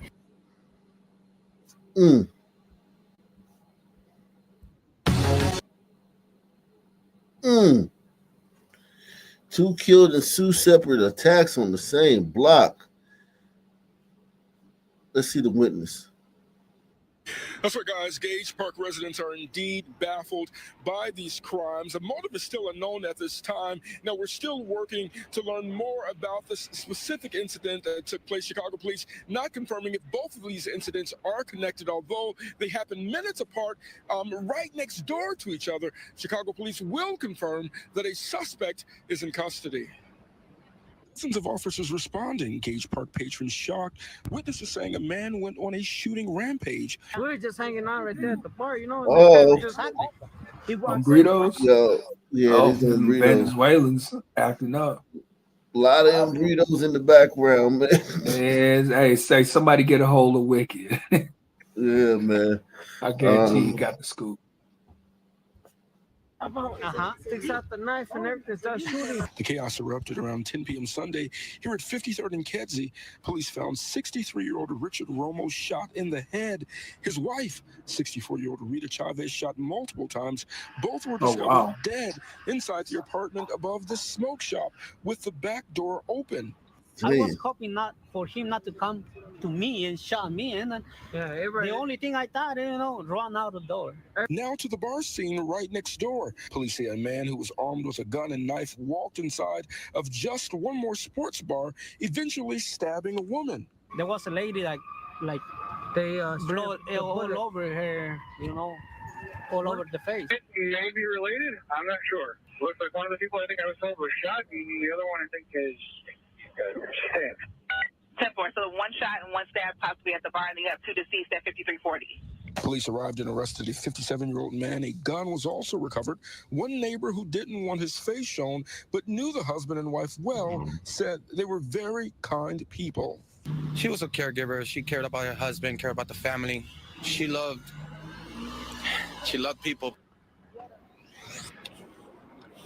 Now, a little bit more about the couple involved. The wife, we're told, was a caregiver for her husband whose leg was amputated. They were very well known to the community and had lived in that apartment more than 20 years. In addition, the second woman that was stabbed inside of the bar, we're told she was treated at a local hospital and released in good condition. We know that area detectives are investigating. We're live downtown. Nate Rogers, Fox 32 Chicago. Nate Rogers. That's what got. Some burritos do it too. I'm telling you, man. Yeah, they got it. They was getting it cracking though. Wingstop. For the second time in just over a year, a worker at a local Wingstop has allegedly shot someone in a dispute over a food order. Tonight, our Rich Nye explains that a DoorDash driver is the alleged victim this time and that a worker is now in jail. A DoorDash delivery driver came to the Wingstop at 10th and Lyndhurst right around closing time, midnight, on February 23rd. Court records say there was confusion with the pickup order, and the driver was told he would have to wait 25 minutes. The driver says a female employee was rude to him, and he told her so. The driver says 7 male employees in uniform then attacked him. The driver says as he ran out to his car, he heard a gunshot and was hit in the back near his armpit. 25-year-old Ezra Watkins, who was working at Wingstop that night, is charged with battery with a deadly weapon. Wow. According to court records, security video inside and outside the store shows the employee run out the back door and around the building carrying a handgun. Video from the liquor store on the corner allegedly shows a man come around the front of the building and run to the parking lot holding a gun.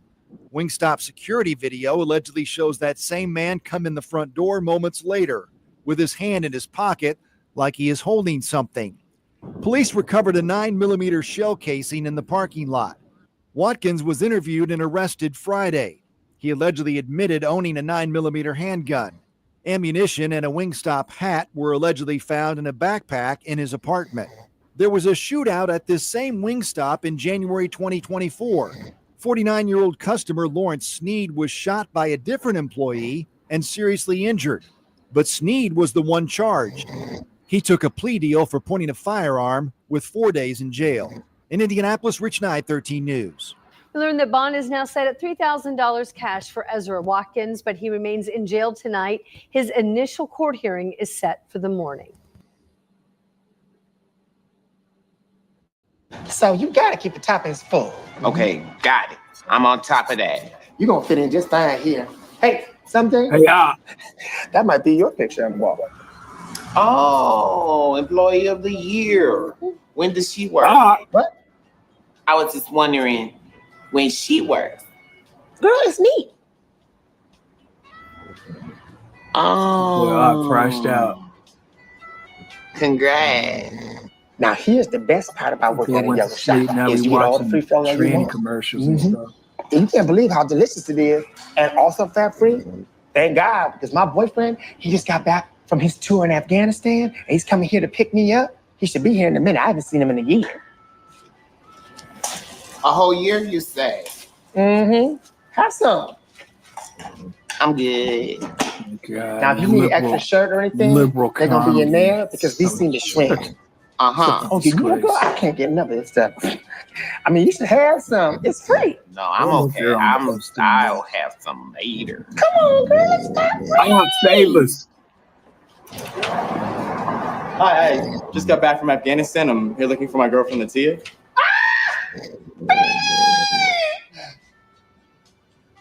Baby, what is me? No, it's not. What? It's me. Apparently she doesn't work anymore. Thanks. What? Oh my God, he's leaving me. It's mine as he leaving me. This money, why would he leave me? What? Oh, thank God. Get us out of here. Get us out of here, man. Jesus Christ, man. Oh, please get it out. Thank God you're up.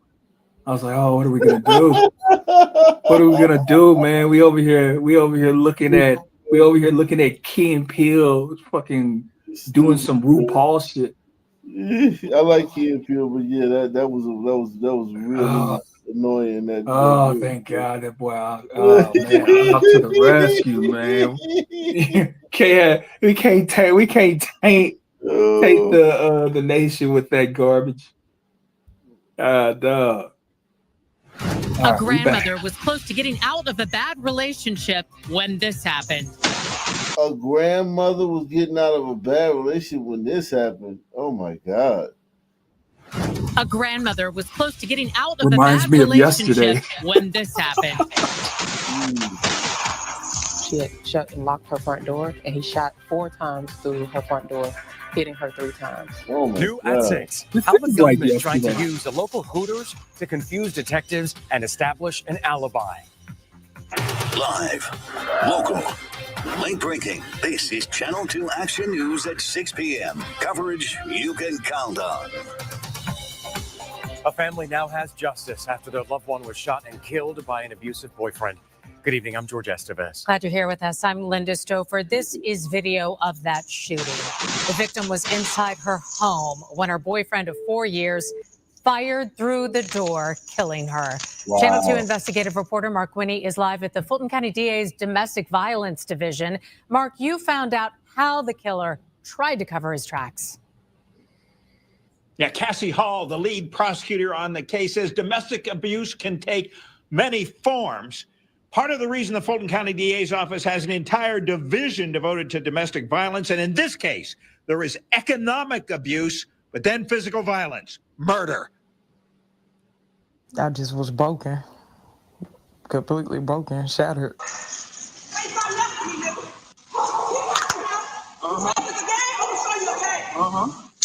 She was talking. She was yapping. She was yapping. You heard her, T. McCoy? Yeah, man, I heard her, man. She wants some smoke, man.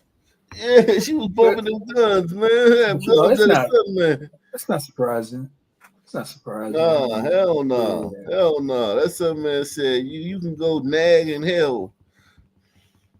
Shattered. What she say to me? Completely broken, shattered.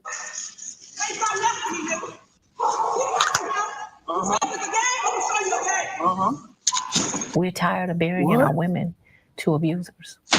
Oh God, she's still around. I thought they got rid of her.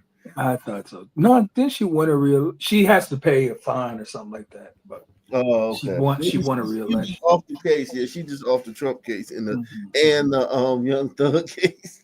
I know, man. Oh, for 2, yo. She had so much promise. Remember when she was like, "Yeah, we going after Young Thug and then we gonna clean up Atlanta." And then she said, "We're going after Trump." It's like, damn, bitch. You a bad motherfucker. You going after the Trump and Young Thug, and the bitch went 0 for 2. I know. Loser. This bitch is a loser. All she got was a dick. All she got was a dick. What's the Nathan Wade dick? That's all the fuck she got out of the deal. Oh, she did.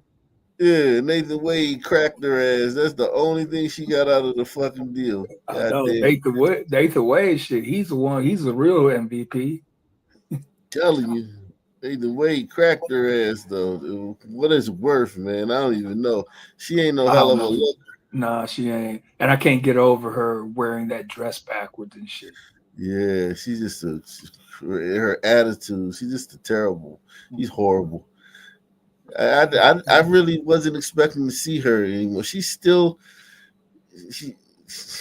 Christ, black women are like goddamn Freddy Krueger, man. This bitch just never goes away. They had our nightmares and shit. Yeah, man, this bitch go away, man.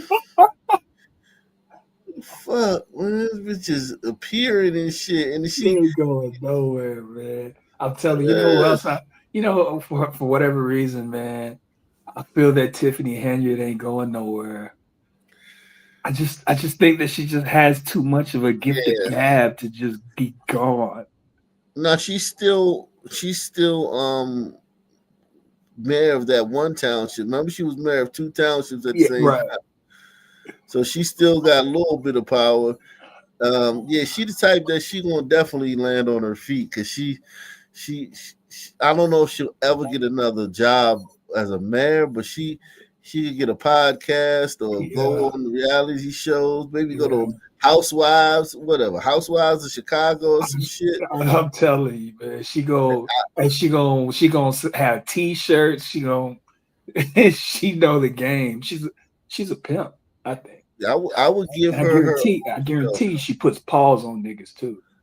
Yeah, I would definitely give her own fucking show, man. If they don't got no Housewives of Chicago, and she say she want to do that shit, I would give her a show. People would watch that shit. Yeah, they'll watch it. Man, I watched one of them damn meetings, one of them, you know, them city council meetings they be having. I watched one of them shits. I was like, damn, I'm gonna be watching a city council meeting. Hey, I'm telling you, I watched that one where they basically were saying mad at her because, you know, nobody's driveway got redone except for her mom's neighborhood. Right. And then she was like, yeah, you gonna keep Miss Linda out your mouth though. Like, whatever. I'm like, this shit is like the shit that I used to hear, like when I stayed in this little raggedy apartment. I'm talking about every morning there would be some that my downstairs neighbors, they'd be arguing and you could just hear the entire conversation. The shit was just crazy because they were older. They were like in their 50s. Yeah. You know, I was in college at the time. And now I'm like, man, whatever. Yeah, man. Let me see. Let's see what's happening with Fanny. Women to abusers.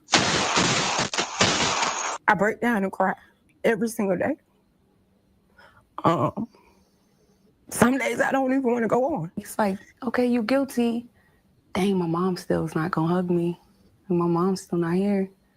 But he needs to be locked up. Samantha Bozeman tried to close the door on her 4-year relationship with Maxwell Lartery. And in retaliation, he fired a gun through her front door, captured on Ring video, and killed her.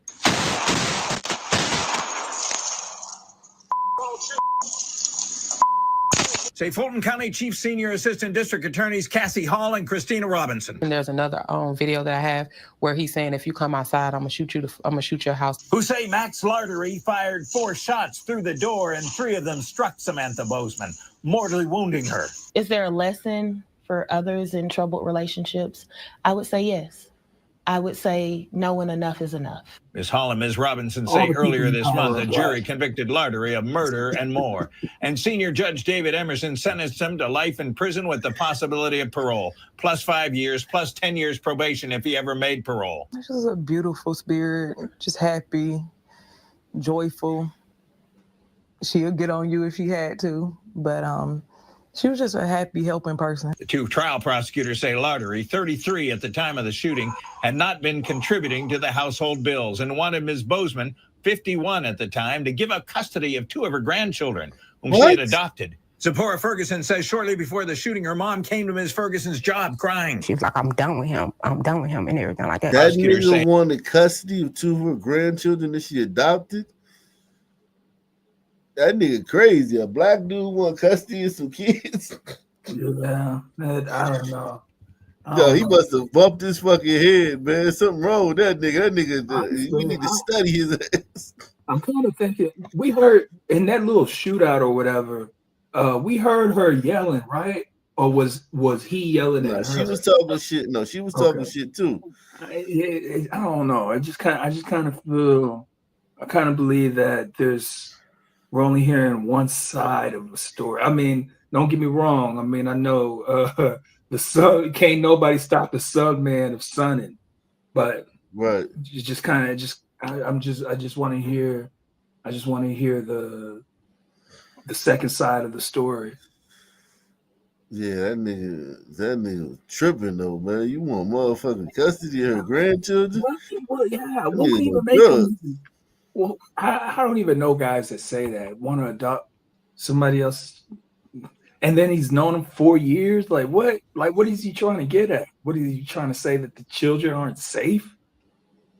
I don't know, man. That nigga probably was crazy. Bills and wanted Ms. Bozeman, 51 at the time, say Lartery, 33 at the time of the shooting, had not been contributing to the household bills and wanted Ms. Bozeman, 51 at the time, to give up custody of 2 of her grandchildren, whom she had adopted. Oh, give up custody. So he wanted her to give up custody, basically get the grandchildren back to her daughters or whatever, or her sons, because they got to eat. You know, they eating, and he don't have no money for the household, and they eating, and he don't want to feed. He don't want 2 more mouths to feed. Yeah. That's what that was about. He a smart son, man. Okay, he like shit. Get a job or get rid of the kids. At least he didn't kill the kids, man. Well, that's true.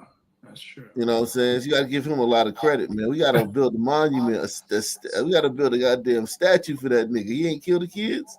Yeah, the bar is in hell. Shit. That nigga, he's a goddamn saint. I'm telling you, hey, he's definitely above George Floyd. I don't know about that. You go too far. You go too far. Oh. Yeah, you go too far. Yeah, that he didn't kill the kids. He was probably like, damn, man, these kids eating too much, man. Eating up all the goddamn corn, or all the goddamn Fruit Loops and shit, man. So he went to her. He said, "Kill him? Nah, I ain't gonna kill him. I'm gonna just tell her to give up custody, man." And she was probably like, "No, they're my babies. I love my babies." He's like, "All right, bitch, you gotta go."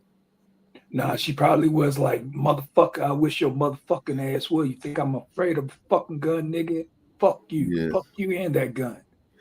Yeah, I'm gonna kill you because you gotta understand like the rationale. Like, all right, so we got 2 miles that I don't feel like trying to feed because I don't got no money. So I'm gonna kill you in broad daylight, and that's gonna solve the problem. I know. Man, I'm talking about that resort. I'm talking about that. He's literally reverting to a 5-year-old child. You know, it's like Lord of the Flies type shit. Yeah. Man, salute, man. Hit the PayPal, Cash App, Super Chat, man. Support the channel, guys. This is very interesting, man. Very, very interesting, man. Sun psychology, man. Let's go. Adopted. Negroes from Sephora Negro, Ferguson man, says that's shortly the- before the shooting, her mom came to Ms. Ferguson's job crying. She was like, I'm done with him. I'm done with him and everything like that. Prosecutors say Atlanta police, alerted by neighbors who heard gunshots earlier in the day and had not been able to reach Ms. Bozeman on her phone for hours, arrived to find shattered glass and shell casings. And in her kitchen, police found Samantha Bozeman dead, though she had been alive and bleeding for some time and might have lived if Lartery had called for help soon after the shooting. Oh shit! So nobody knew that she was in there. Damn, that's crazy. Heard gunshots earlier in the day and had not been able to reach Ms. Bozeman on her phone for hours. They heard gunshots earlier in the day, but had not been able to reach her on her cell phone. Why you ain't called for a wellness check? These motherfucking niggas are crazy. Children whom she had adopted. Sephora Ferguson says shortly before the shooting, her mom came to Ms. Ferguson's job crying. She was like, I'm done with him. I'm done with him and everything like that. Prosecutors say Atlanta police, alerted by neighbors who heard gunshots earlier in the day and had not been able to reach Ms. Bozeman on her phone for hours, arrived to find shattered glass and shell casings. And in her kitchen, police found Samantha Bozeman dead, though she had been alive and bleeding for some time and might have lived if Lartery had called for help soon after the shooting. He's walking down the street calling her out of her name. He's still making threats. Instead, Ms. Robinson and Ms. Hall say Lartery traveled about Metro Atlanta, trying to establish an alibi, finishing the night at a Hooters, though by that time her death had been discovered hours earlier. District Attorney Fonnie Willis. As this grandmother lay and bleed out in her very home, he was gallivanting all through the town. Ending his night at a Hooters. It's just a horrible disregard for life. People think of domestic violence as just physical, but it can be economic abuse. He wasn't paying bills. He wasn't being a responsible male. She was able to be financially stable, travel around a lot, and she just wanted to genuinely help Max. Now, a spokesman said the Fulton County Public Defender's Office represented Mr. Lartery, though we must decline additional comments as a motion for a new trial has been filed. We use imagery obtained through the Fulton County District Attorney's Office and the family for this story. Reporting live at the... Damn.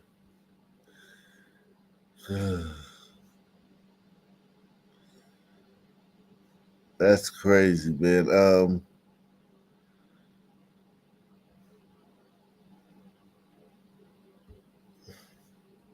This is the man officers were after, accused murderer Edward Cherry. Body camera video shows the rush to help the injured police sergeant.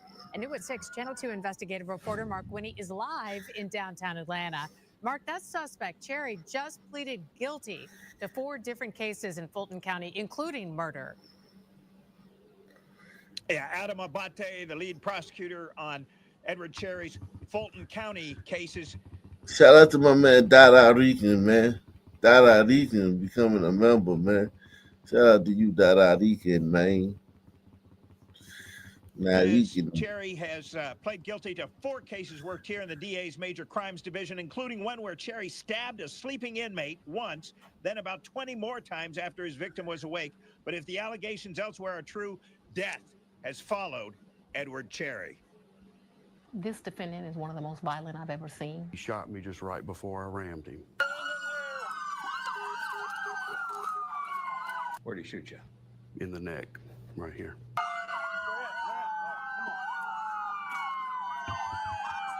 Start at 4. When I called out that I'd been hit, I called out for Jesus to protect me. And when I said that, I literally felt him come down all around me. I tell people not with me, not beside me, but in some way I cannot describe. College Park Police Lieutenant Charles Landrum says he has thought often how close he came to becoming one of the list of murder victims allegedly tied to Edward Cherry. Fulton County District Attorney Fonnie Willis. He's absolutely a serial. God damn, bitch.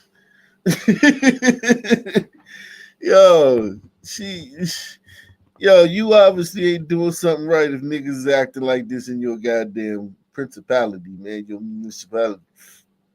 They ain't scared of you. Why would they be? These niggas wilding out, man.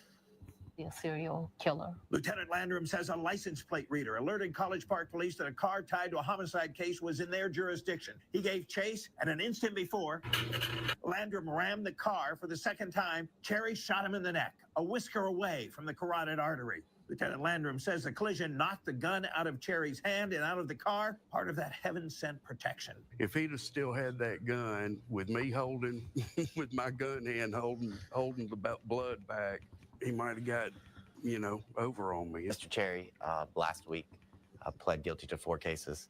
The lead case being a murder case here from a jail stabbing, the Fulton County Jail. Fulton County Executive District Attorney Adam Abate says March 5th, Edward Cherry pleaded guilty to 4 Fulton County indictments, including the 2024 jail stabbing of Leonard Fortner and the aggravated assault on Landrum. Abate says Cherry also pled to a 2022 non-fatal jail stabbing and a 2020 kidnap and armed robbery. Judge Robert McBurney sentenced Mr. Cherry for all 4 of his cases for a total sentence of life plus 15 years. Clayton County Chief Assistant District Attorney Bonnie Smith says Edward Cherry is indicted for 2 2020 murders in Clayton County, for which he has pled not guilty, and trial has been set for August. Looking into the facts and circumstances, we found no connection between Cherry and either of these victims, or that the victims knew each other in any way, shape, or form. Ms. Smith said that Cherry is a suspect in 2 murders in or near Jacksonville, Florida, and in one of them, the victim was his grandmother. We've been told there were currently no charges in the Jacksonville cases. I prayed for his soul that night. We hope that with this sentence,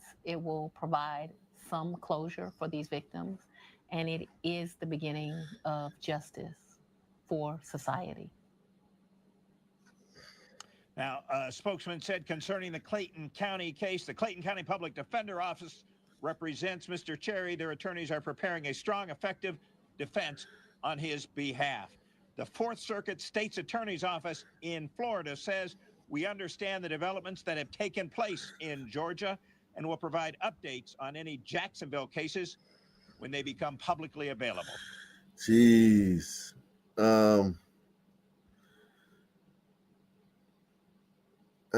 Hey, eating it terrible, man. Eating it terrible.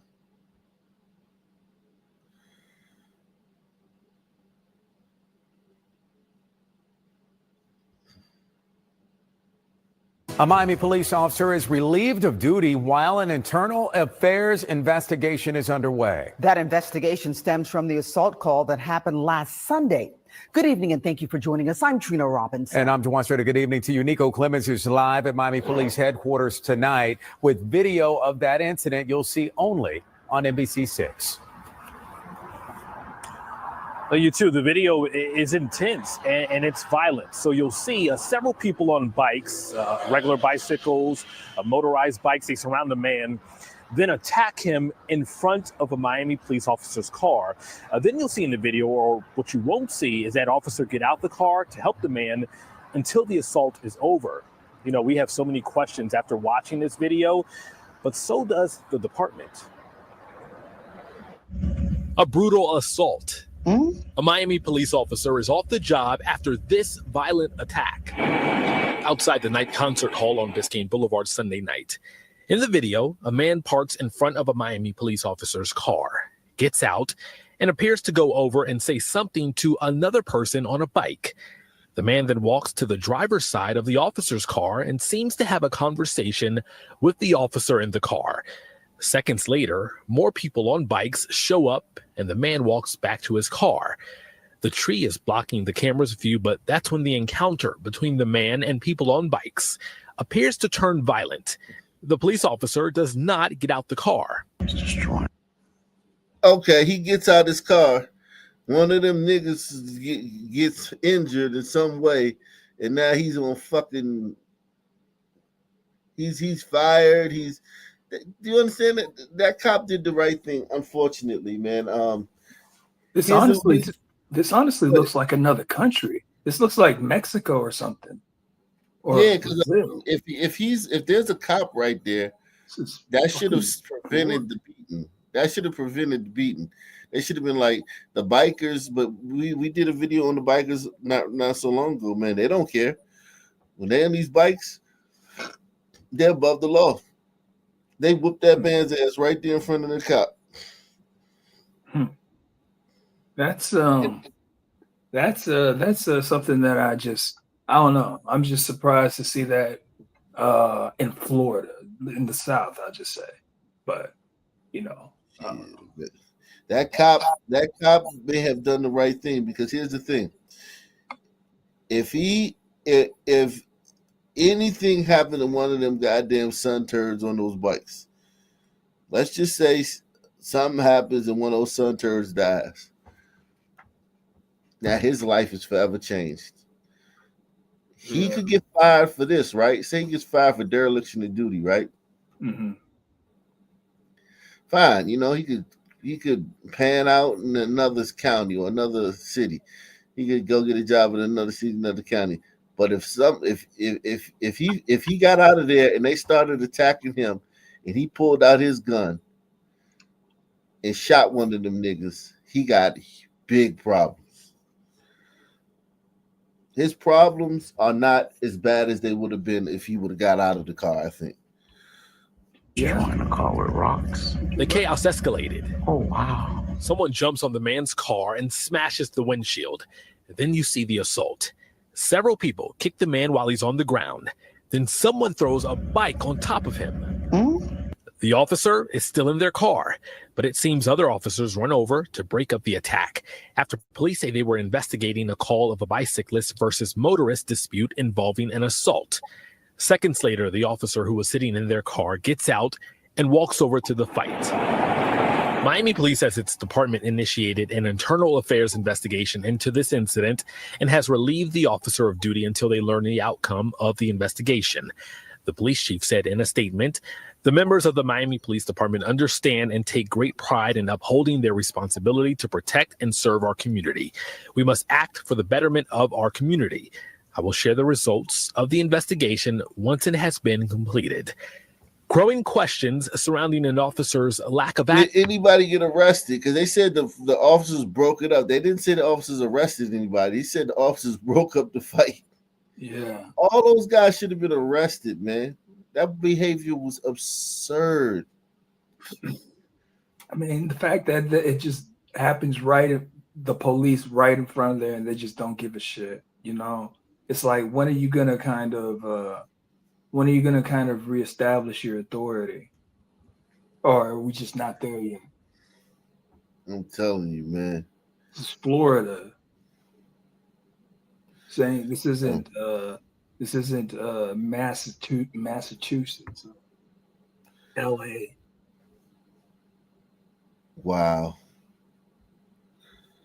Wow, it's just unbelievable, man. Unbelievable. Yeah, it's disappointing. Well, I don't know. I mean, I guess it's not, but it's kind of like a black pill a little bit. It's Yeah. like nothing's really changed. You know, you got these Tesla things going on. You know, it's like little terrorism, and then you got, you know what I think?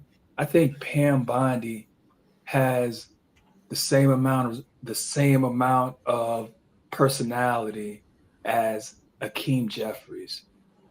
I think she's borderline terrible, Yeah, and she's good. too nice. She's not good on the mic. Yeah, she's too nice. She's talking about like she's warning people.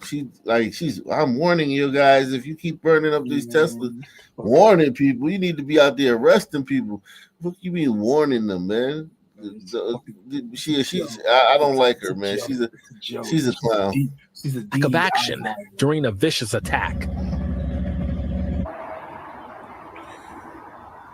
We will keep an eye out for the results of that internal investigation. A couple of things. Police have not identified who everyone involved was. They also didn't arrest anyone after that assault. We did reach out to the police union several times tonight to get a comment from them, a statement. Still waiting to hear back from them. Damn. Wow. Wow.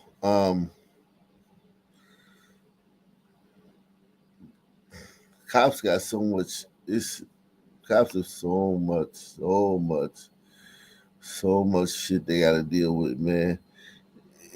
You can't even punk out. If you punk out, you get in trouble. If you be brave, you get in trouble. Yeah. You know, I mean, I don't know. I don't know how people. You know, I work with police officers, and I know they're very well trained. You know, a lot of times, you know, I can talk to them about Trump stuff, and you know, these people, I would say that they're kind of like Bush Republicans, so they don't really like Trump too much, but they're okay with with him being replaced, or with him kind of like doing the thing. But you know, they're really informed. They know how to de-escalate situations, you know, by just talking, it seems. So I don't know, man, but maybe they just have to look out for themselves. It just seems like third world country though. Yeah. Let's see what this is right here. This is exclusive video of Ari Ortiz under arrest, a 43-year-old career criminal back in the hands of police Thursday, nabbed for a screwdriver stabbing inside an East Harlem bodega just 24 hours earlier. Just say, I'm gonna kill you, I'm gonna kill you. That's Sidi Muhammad Ahmed, just released from the hospital after Ortiz allegedly attacked the store clerk, puncturing his neck only the second day on the job. And he got cut decline. And that's it, decline. I give to him back and he just punched me. Then next right here. That's it. For no reason. You can see the 23-year-old in this surveillance video bloodied and boldly running after the armed suspect, the screwdriver coming just a millimeter from an artery requiring 7 stitches. I feel better. I better, thank God. The Small Business Association working to arm all bodegas with panic buttons and cameras amid escalating violence in the city. But the grant money from Albany has only allowed for 75 in the Bronx, according to Carlos Collado. There's a lot of folks with mental conditions that need help, and they're out and about in the community. Those are a lot of people with mental conditions that need a fucking padded room or bed, and they need to be put in a fucking mental institution. Fuck help. They need to go send their ass to motherfucking El Salvador. Here, if you talk about sending them to El Salvador, they'll straighten up. The mental issues are apparently it's a miracle I've healed. My mental issues are have self-healed themselves. Like, yeah, nah, them motherfuckers ain't going down there. They gonna be model citizens. Dude, man, they know the proper way to handle the sun, man. Problem is that you still got the liberals, controlling everything. Yeah, well, it's gonna take like a few years of Republicans. Yeah. Trump can't fix that shit in 50 days. Causing dangerous situations like these. It was the store's cameras on East 116th Street and 3rd Avenue that helped catch Ortiz so quickly. A friend of the victim who works in Harlem recognized the suspect in his store and called police. Our concern as always is this gentleman going to get the help that he needs? Or is it the typical catch and release? Police sources say Ortiz is homeless and has had 24 arrests dating back nearly 20 years, many for retail theft and assaulting workers. The man now facing charges of attempted murder against Ahmed, who sends money back to his family in northern Africa. And not even this injury will keep him from doing that. Are you going to go back? Yeah, of course. And Ahmed tells me he plans to be back at work and back behind the counter on Monday. Jeez. This week. I'm just totally shocked. A man We covered that when we set that guy on fire. Wow. Oh shit, hold on. Let me see something. This week. I'm just totally shocked. What's that guy?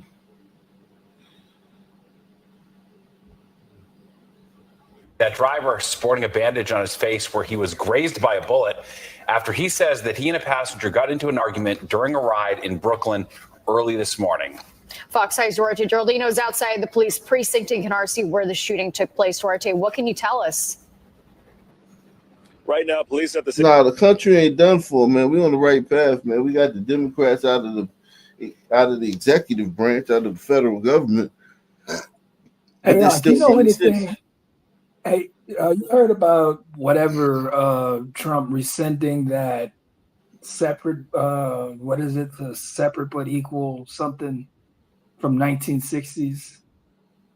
Nah, I haven't heard nothing about that. No. Okay. Well, I know I've heard a lot of, I listen to a lot of moderate media and, a lot of the reparations people, they're like sitting here freaking out about it, but nobody's talking about it really. So it's like, I don't know, but I'm just thinking, I'm like, seems like, because I always thought that we kind of, in order for U.S. not to be done for, we kind of got to go backwards. And, yeah, but he's not gonna like reinstitute Jim Crow or slavery or nothing. Well, like he's not going to do that, but he's going to. I don't know. I just think that when you hear white people talking about why can't we have our all-white society or whatever, I think he's going to kind of lean into that, and it's going to be they're going to call that, Jim Crow. I don't think he's going to do anything like legislative to do that. I think he just, like it's changing. White people just got to grow a pair. White people, it's like kind of like white people's nuts has dropped out of their stomach. Yeah. Now they got to fucking let their nuts hang for a little while. But it's bad all across the West. Like Canada, they're a bunch of. That's why I don't like whenever I hear Trump talking about 51st state Canada. I'm like, the motherfuckers hate America. They like probably about 60 or 70% of them that call themselves right wing. They would have voted for Kamala. I'm talking about these people are. They're leftist. Like Abba and preach. I can't fucking stand them. I can't believe that such a large portion of the West are just straight up pucks. It's like Andrew Tate is the opposition. It took a while to get here, and now we're here, and white people are. The thing about it is, once you cuck white people, like it's kind of like hard for them to get out of it because they like being right. White people like getting the right answer. They like being on, they like being right. They care about the way they're perceived. They care about being on the right side of history, doing the right thing. And once the right thing becomes making yourself small, buffering up everybody else, creating systems that put you last and put other people first to kind of like settle some old historical wrongs that were done thousands of years ago. Now white people feel like they have to undo all the wrongs of history, and they have to do it within this lifetime, and that's the right thing to do.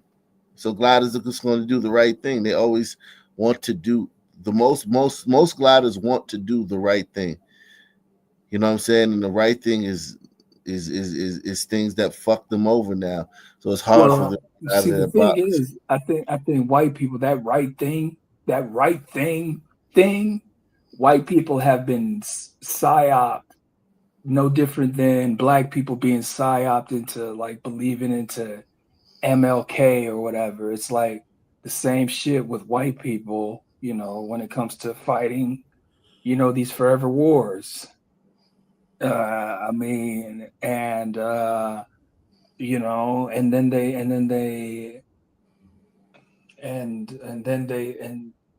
then they're like, oh, it's just there's a certain group of white people that will always choose the side that they consider the right side, which is Israel's our greatest ally.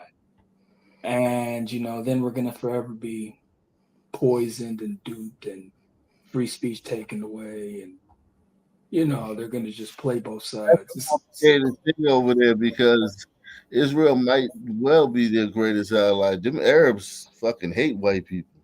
SEPTA 69 precinct. They're trying to find the person who allegedly took aim at this driver. And once again, they responded early this morning to this incident that took place around 1 o'clock in the morning. The State Federation of Taxi Drivers is calling it an attempted murder. They say it also highlights a growing risk for drivers all over the city. Now, the driver in this case, again, he survived, but he's shaken. And when you hear from him, as Steve mentioned, look at his face, because that bandage you see is the spot where the bullet hit him. When he stepped out of the car, he says, I will have to kill you. Man. I took everything that you have. So at that point, that gets my attention. Immediately, I turned back to look at his face one more time. What I saw is the gun pointing straight at my head at point blank. And that's when he pulled the trigger. Now, the man you just heard speaking his name, the driver, is Prince Nzikwe. He is a Nigerian immigrant. He has 5 No shit. That boy, he used to wrestling lions and shit. So. Shout out to S Freak. S Freak say, do you think gliders will eventually rise up? They did. I think gliders in the West, in Europe, I think it's too late for them. But I think American gliders can rise up. I think they can. I don't know if they will, but American gliders are not. American gliders are not in such a bind. Europe, they tangled themselves up in like fishing line. They're like fucked over there, man. Yeah, well, they don't have any natural resources. Yeah, but even no matter what, it's like still like they're smarter than the people that are conquering them, and the people that conquer them don't have more military capabilities than them. They're being conquered by a less militaristic, less advanced society. They're being conquered by their own government. I mean, exactly. So, but all that stuff being codified into law, though, they've codified too much wokeness in the law to where it's like you can't untangle that shit quickly. At all. You can't untangle all that law quickly. That shit is codified. Let me move on though. Let me move on to this shit. and that's when he pulled the trigger. Now, the man you just heard speaking his name, the driver, is Prince Nzikwe. He is a Nigerian immigrant. He has 5 children under the age of 10, and he works for BB Car Service out of East New York. He says he arrived at the pickup location near Flatlands Avenue and East 101 Street here in Canarsie just after 1 a.m. He called the passenger to let him know he was outside. That passenger, police tell us, got into the car. Then things took a turn. And Nzikwe says the passenger asked him to turn around because he'd forgotten something. When Nzikwe refused, the two argued, and that's when the driver claims the passenger told him, and this is a direct quote, "I have to kill you." Now, one key detail you want to keep in mind is that the passenger was wearing a face mask. Only his eyes were visible when he allegedly pulled that trigger. Like I said, I'm the luckiest man alive.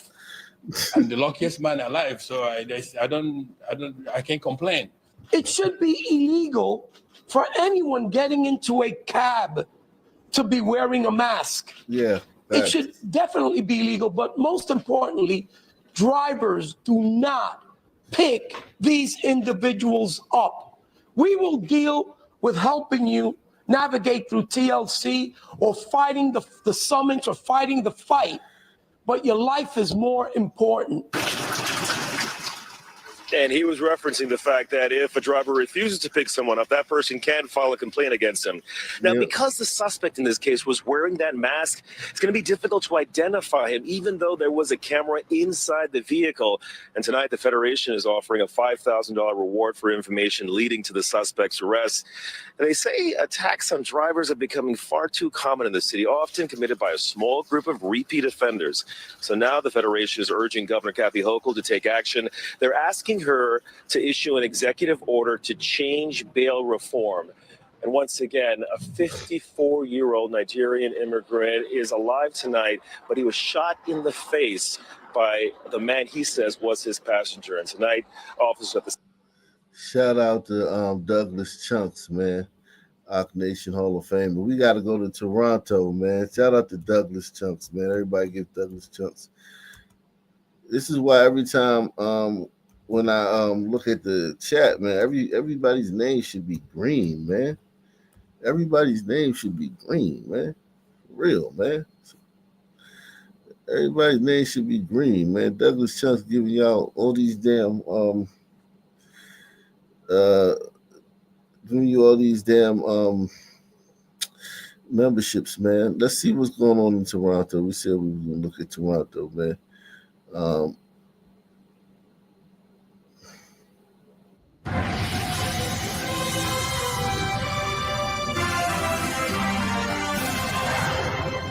Good afternoon. A 16-year-old boy is dead and a 19-year-old man is in custody following a shooting last night. The deadly incident happened shortly before 6 p.m.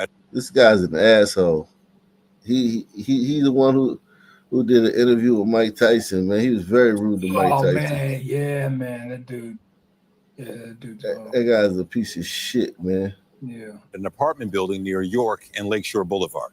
CTV's Janice Golding's been following the investigation and joins us live with more details. Janice. Hi, Nathan. Yes, Toronto police say that a 16-year-old boy was killed in this high-rise behind us. To give you some idea as to where we are, we're just across from the Scotiabank Arena. They say that he was killed allegedly by someone he knew. Now, investigators say that at around 5:55 p.m. yesterday, officers were called to the 49th floor of the ICE condos at York and Lakeshore for reports that a person had been shot. When they arrived on scene, they located 16-year-old Yonadab Dar. Police say a short time later, homicide investigators notified of an adult male by the name of Elijah Chapman. He turned himself into 51 Division, and police say the 19-year-old was charged with second-degree murder. Now, police did not say how many people were inside the unit at the time of the shooting. Investigators believe Dar was slain early Sunday morning, although the gunfire was not reported to 911 until much later in the day. We spoke to people who live in the area, and they tell us it's very tragic that such a young person was shot and killed. However, they also say that there have been many complaints at the ICE buildings, reports of Airbnbs and people who should not be in the building in the past. We also have a clip now from Toronto Police. Part of the investigation is gathering all the evidence, and a critical part of that would be the internal cameras. at the apartment building. So yes, it's something we're actively looking into right now. But I'd like to emphasize the fact that we are not looking for anybody else.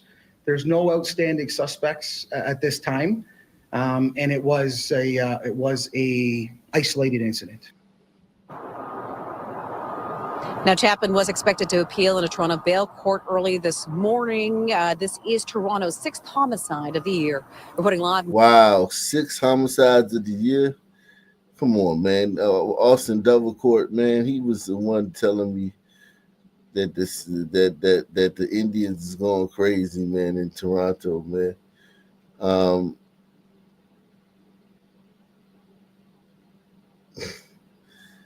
He the one told me that they're going crazy. Yeah, they're nuts in Toronto, man. The Indians, man. An arrest has been made after a 16-year-old was shot dead in a high-rise Toronto harborfront condo. Jaden Lee Lincoln has what we know so far about this homicide investigation. The police marine unit pull a firearm out of Toronto Harbor. Wow. Police believe crazy. it's linked to the city's 6th homicide Yeah, of that's the year. amazing We're how learning those today the victim. motherfuckers just go down there and dive and find this shit. Ain't that shit crazy? Yeah. How much do they get paid? Like, you can't pay them enough to go into, like, somebody throw a gun into the fucking ocean and these motherfuckers go find that shit. How much do you pay that guy? $19 an hour, $50. You can't pay him enough. No, he's definitely underpaid. It doesn't matter what it is. Homicide of the year. We're learning today the victim was a teen boy who was shot and killed Sunday morning. That male has been identified as 16-year-old Yanadab Dar. Toronto police say they were called to this apartment at 12. Yanadab Dar. That's a, that's not what Patel. That's Sudan. That's Sudan. Oh. Sound like Sudan to me, man. Okay, I was thinking son, man. Yanadab Dar sound like a Dar. That definitely sound like Sudanese to me. Let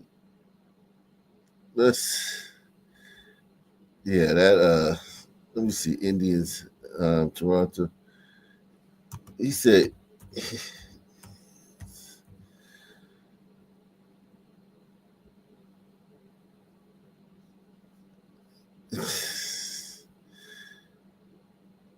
Indians is big in Toronto, man.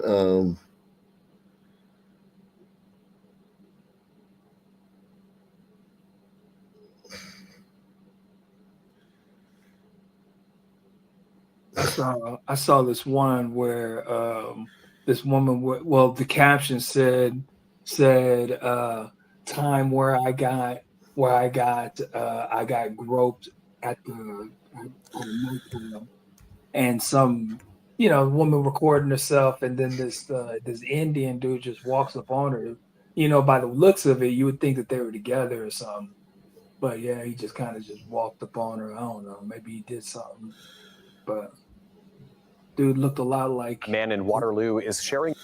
Yeah, they groping women and shit and doing inappropriate shit in public. That's like their thing. A man in Waterloo is sharing a video he took this week, hoping it'll give people a glimpse of what he calls the hate that he experiences in the community. He says it all started when a woman made a gesture at him on the street, and he tried to understand why, but he adds that these experiences are becoming all too common. CTV's Colton Weens reports. I'm being aggressive to you because too many Indians are in Canada, and I want you to go back. This is a video of what Ashwin Anomalai experienced while walking in Waterloo. Yeah, she'll probably get arrested for that. Nothing wrong. Yeah, they will put that old lady in jail, and in most Western countries will put that old lady in jail. Yeah, for that shit. In America, she would just get her address doxed. So that's week, saying he was out enjoying the weather when this person made a gesture at him from the other side of the street. She made an aggressive gesture with both her hands, and I was confused, and I walk up to her and I ask her, was that at me? And she's like, yeah. Anomalai says he confronted her because he was concerned he had done something wrong to upset her. The video doesn't show the beginning of the interaction. Anomalai says he started recording so people would believe him. There's no proof. It didn't happen in this day and age. So if there was no video, you wouldn't be talking to me right now. Anomalai is a Canadian citizen, but says no one deserves to be told they don't belong. I just want people to be kind to each other, and people should have the ability to walk on a public sidewalk without being asked to go back to whether Indian, Canadian, North Korean, it doesn't matter. It's a public sidewalk, and we all have the charter right to be here. Waterloo Regional Police continue to investigate, saying they were made aware of the video and reached out to the victim to have a report filed. Additional support was also provided to the victim by their Equity, Diversity and Inclusion Unit. Anomalai says acts of racism towards him and his friends in the region of Waterloo have increased over recent months. Probably with the crime and the fucking in the public, like catcalling and the goddamn loitering, all that shit is increased with y'all fucking behavior. Salute to S Freak, man. He says the Europeans have been rising up like in Sweden and Italy. In Germany, the AfD got the second highest amount of votes. Britain is a whole nother, but those Europeans that they call rising up, they still cucks. You got a bunch of cucks rising up, and they're gonna like ask for like, just change this one back and change that one. But nah, you got to change everything back. You got to overhaul everything. You got to come in with a fucking blowtorch, and they're gonna. But the Europeans are gonna, like, when they get power, they're still gonna be cucks. Like, a cuck is a cuck. Wherever you go, there you are. So like, the European cucks, the cucking that got them into this position to where they have to fight back is going to keep them in the position, because once they come to the table with the immigrants, they're going to come to the table like the immigrants are equal. They're going to come to the table as if the immigrants have equal say on the future of the country as they do, the native people. And the immigrants are going to outsmart them and outflank them. The immigrants are way shrewder. Even though the Europeans are way smarter and way more innovative and, better at building societies, the immigrants are shrewd, and they've been given a taste of, free shit and free debit cards and fucking free everything and free housing, and the way the white man treats you, they'll do anything to keep that. Yeah, and they're also in got the political power now. Yeah, they've got some people in political power enough to you know what I'm saying, and also they'll burn this fucker down. Like, the white man ain't gonna burn this shit down. No, man, but yeah, man, I'm telling you, spies. Nah, it ain't even that deep. These motherfuckers are that's just what they do. They third world people. They have less inhibitions. They have less respect for, like, government. They plus they move as a unit, where white people move as individuals. Yeah, and I can't help to think about that one woman who had that slave, who had that Ugandan slave. I mean, that's just hilarious. Right. Blue have increased over recent months, but since posting the video, he has been receiving a lot of support from the community. I was really disappointed to hear that was an experience happening, like, right here in our community. And yeah, see, like, this woman is an asshole. She's supposed to stand with that white woman or say nothing at all. She's supposed to shut the fuck up or stand with that white woman. There's no way an Indian would say some shit against another Indian. Yeah, but see, the white people, it's like those right, like what they call the extreme right, like in them Western countries. It's like they spend a lot of time arguing back and forth with the moderate right. So it's like, man, it's crazy. And I recognized the houses, so I knew exactly where it was, and it's just really disappointing. I think that you were so well spoken and you handled the situation with grace, and I'm really ashamed that that's our community and that's people's lived experiences here. You make Canada home. You are home. You are home. Anomaly says he'll keep enjoying walking outside on a nice day, but wants everyone to show everyone else some compassion. This is my home, and we have a leaky roof, and we're going to fix it together. Colton Ween, CTV News, Waterloo. Jesus Christ. Oh my God, you white people are fucked. Oh, shit.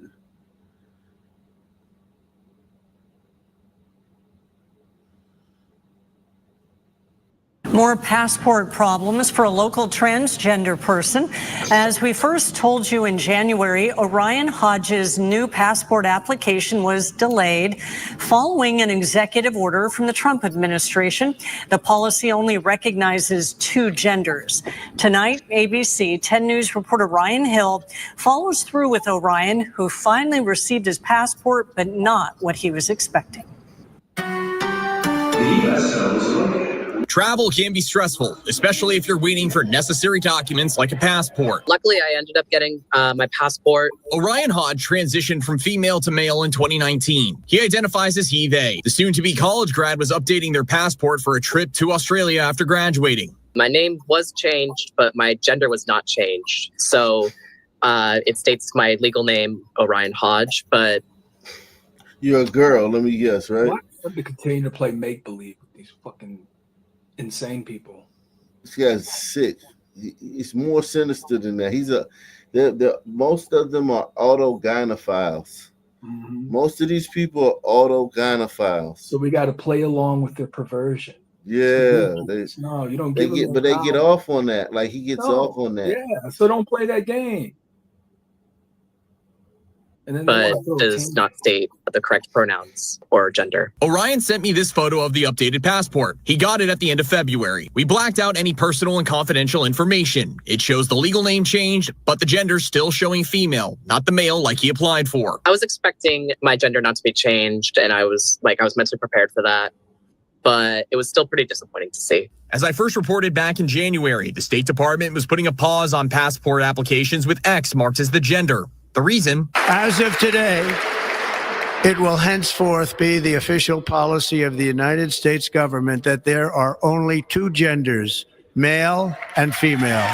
The X was added as a gender option in 2022 during the Biden administration. Orion's passport was logged into the State Department system after President Trump took office. For Orion, the reason it's being held is because I switched it from female to male. While the passport didn't come out how Orion had hoped, they hope they don't run into any new stress with their international travel. I'm going to be really frustrated if there are problems at the airport or if there's legal problems because of it, because it's literally out of my hands. And I tried to make it according to who I am, but I guess that just didn't work out. A State Department spokesperson tells me the president's order says U.S. government ID documents have to reflect someone's sex that's defined in the order. A spokesperson also telling me, quote, "We are only issuing U.S. passports with a male or female sex marker that matches the applicant's biological sex as defined in the executive order." Ryan Hill, ABC 10 News. What a weird piece of shit, man. What a sad fucktard. It is so. Yeah, I know. I guess that's that USAID money putting together these commercials. Keep the propaganda going for as long as they can. Till the money runs out, which it probably never will. Jesus Christ, man, what a fucking piece of shit.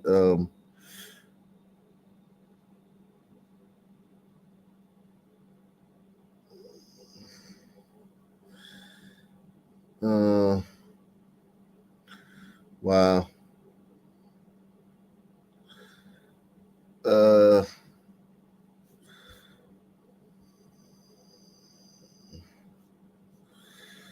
Let's see what else is going on.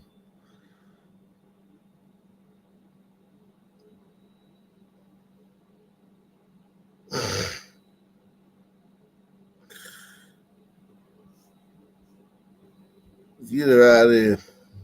Get her out of here. A woman who overstayed her visa is now in jail nearly 400 miles away.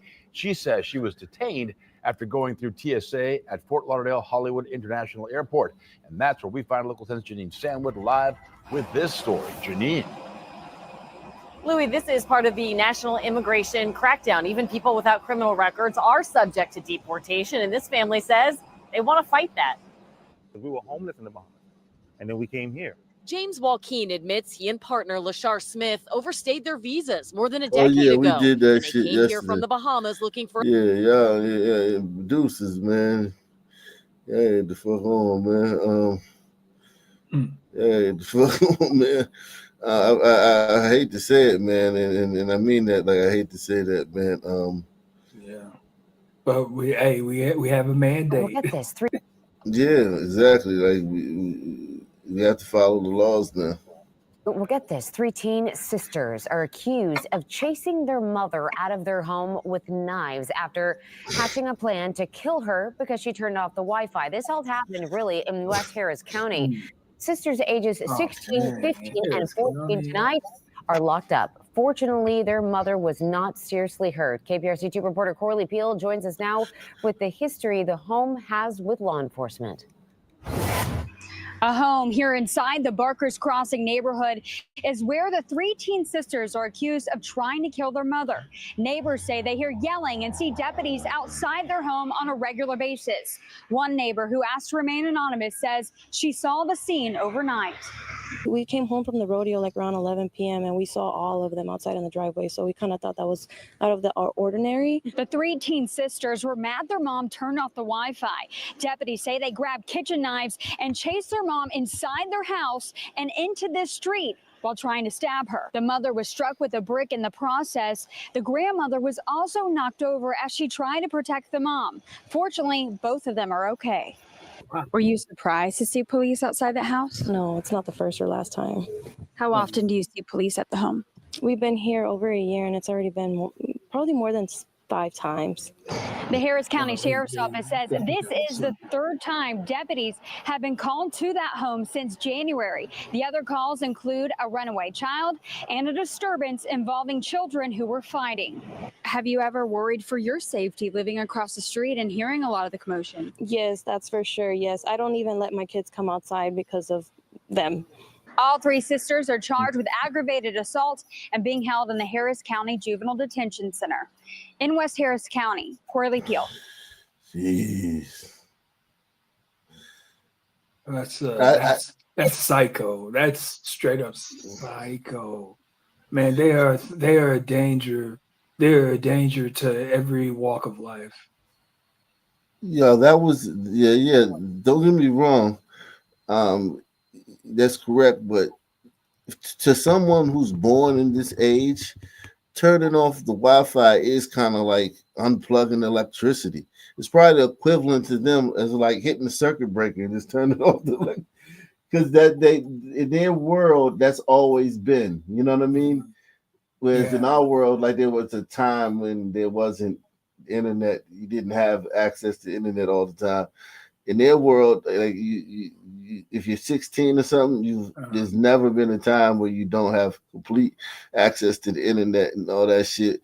So it's like kind of like turning off a utility. Yeah. That's why I would be careful if I was a parent, though, because they process it differently. You know what I mean? Yeah, but if they're gonna do that to a parent, then strangers be caught. Man, everybody can get it. Anybody. Well, if you think about it, if you're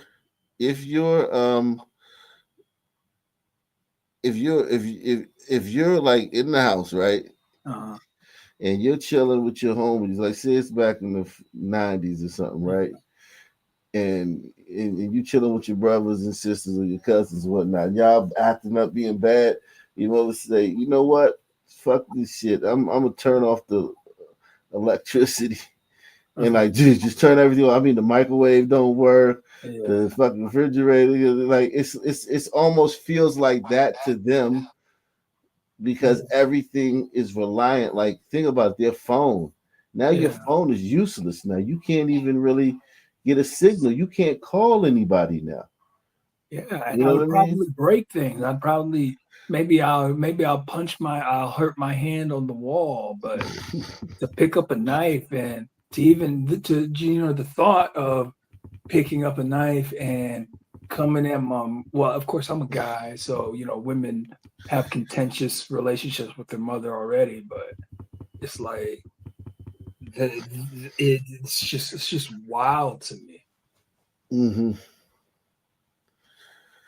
Yeah. I mean, it would make more sense if the mother picked up the knives on the daughter, because, you know, I just kind of think that mothers are, you know, crazy. But, you know, when the daughter is actually doing it, I'm like, what? But no, then again, I did see one thing, heinous thing, where, man, this grandma had to have been in her 70s, man, and her granddaughter beat the crap out of her in front of a little, like, 6-year-old boy. Oh, it was the worst. It was the worst thing. I don't know, man. That was just crazy. And then, of course, she recorded it. Wow. Wow, that's crazy. That's bananas, man. Yeah, elderly, aggravated. I don't know. Aggravated assault of that. Shout out to Marlon, man. Shout out to Marlon, man. Salute to you. We in the building, man. Let's see one more video, man. Let's see what else we can find out here, man. Out here in these streets, man.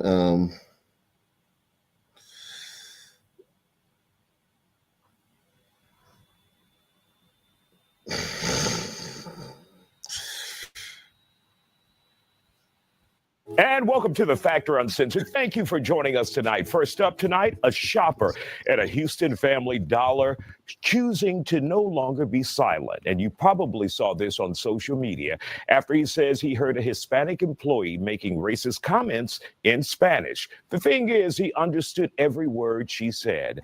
Chico Dion was visiting the store last week. He says he heard an employee at the register tell another customer in Spanish that Black people are always stealing at the store. Here's a moment he confronted that employee. Man, you got. Well, I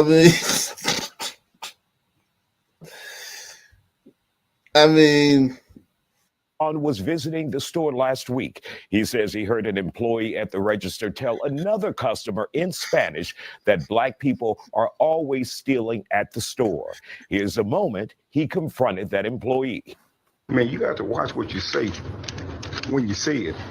Because this is what I'm saying. Because you don't know who speaks Spanish. Yo soy cubano, ¿me entiendes? Pero yo soy cubano. Okay. Y cuando habla la gente negra, estoy hablando de mí también. Okay, but I'm He's just saying, lying, you watch what you say. I was just saying. Okay, I'm just letting you know though. When you talk about people, especially Black people, man, watch what you're saying. Hell of a defense. I was just saying, Chico, I was just saying. It's not clear what the status of the employee is at that Family Dollar. We've reached out to the company for a statement, but situations like this happen all too often. Another woman went viral in 2024 after sharing how she uses a language translator while visiting a nail salon. Is this our America, where language barriers are assumed because of skin color and give people freedom to be rude as hell when they think you don't know what they're saying? Joining us to talk about it, Hollywood Lasso, who is Afro-Latina, Shanidra Wagner, owner of the Spanish Etc. of Pearland, and who is trilingual, and Chico Dion, who is Afro-Latino and also trilingual as well. So, Chico, first of all, when you heard what was being said right there in front of your face, because they assumed you didn't know what the hell was going on.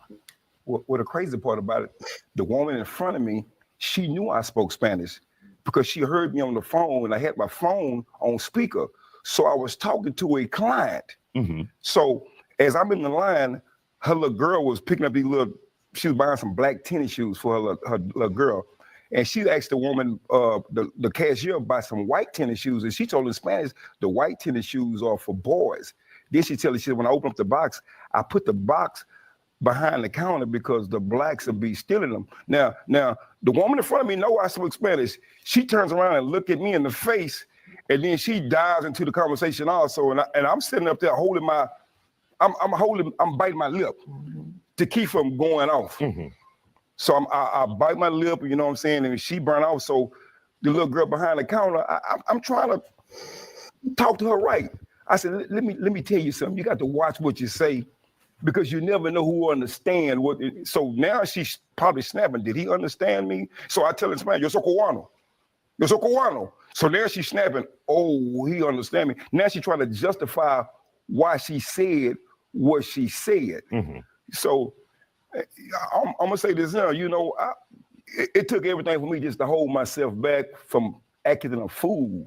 Because my intention wasn't to act a fool. My intention was just to pull her coat. Don't do that because you never know who you offend. See, you see me as... What's your thoughts, man? I mean, you know, this dude is a clout chaser, and kind of got his 15 minutes of fame, so whatever.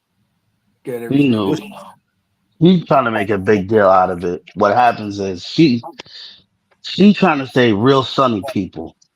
And when she looked at him, she's trying to say, you know, you're not like that. You know, only sunny people. Like, she basically trying to say African Americans. He just took it too far. Well, I mean, here's the thing. He heard something that he heard her speaking on black people. He internalized it, like, you know, like, hey, if you talking about black people, you talking about me. Exactly. But he could have tuned that out though. Because I do this. It's a different energy. So when I go to stores, so Spanish people will say stuff, and because I understand Spanish enough, and then they find out, they'll be like, "Oh, Haitiano." They'll be like, "Oh, all right, he Haitian." So it kind of makes sense. They have a certain culture, so they're not like most sons. Oh,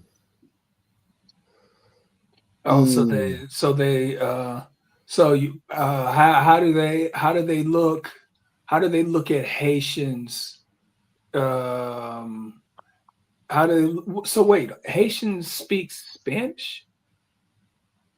50% of us, because we're next door to DR. Right. Yeah.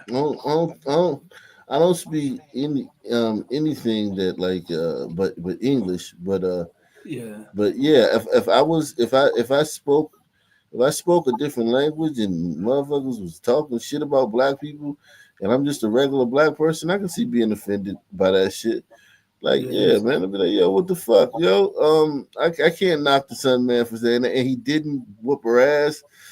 He tried to, No, but she could have. But she looked at him. She's like, it's one of those. You know what I'm saying? And then he could have just like, yeah, but it's not all of us. You know. She's like, yeah, I know. You not part of it, because clearly you probably went to that store before.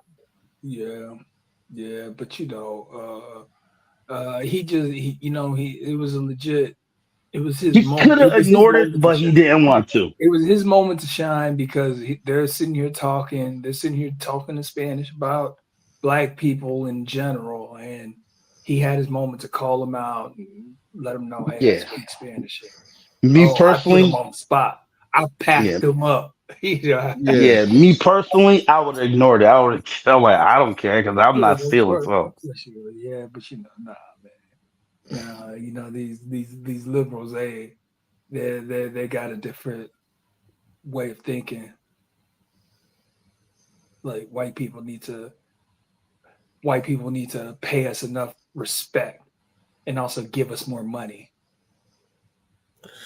Oh yeah, definitely. I mean, like these are Mexicans, and listen, with the immigration and deportation stuff going on, that video is gonna go crazy on black sites and black media, social media, because black people are like, see, you need to get them out of here. So that's gonna help. That's gonna help with the public perception, or the public you know of the deportations. You know, with the because black people like, oh, these niggas talking shit about us, and then black people see one thing about black people, they're gonna think like every time, like, so we don't have no in between, we don't have no nuance. So now niggas just think anytime the Spanish people are talking around them, is they talking shit about them. but he's actually one of the few Afro Latinos that admit it. He's not like Dominicans that be like, I know black, I Dominican. Yeah.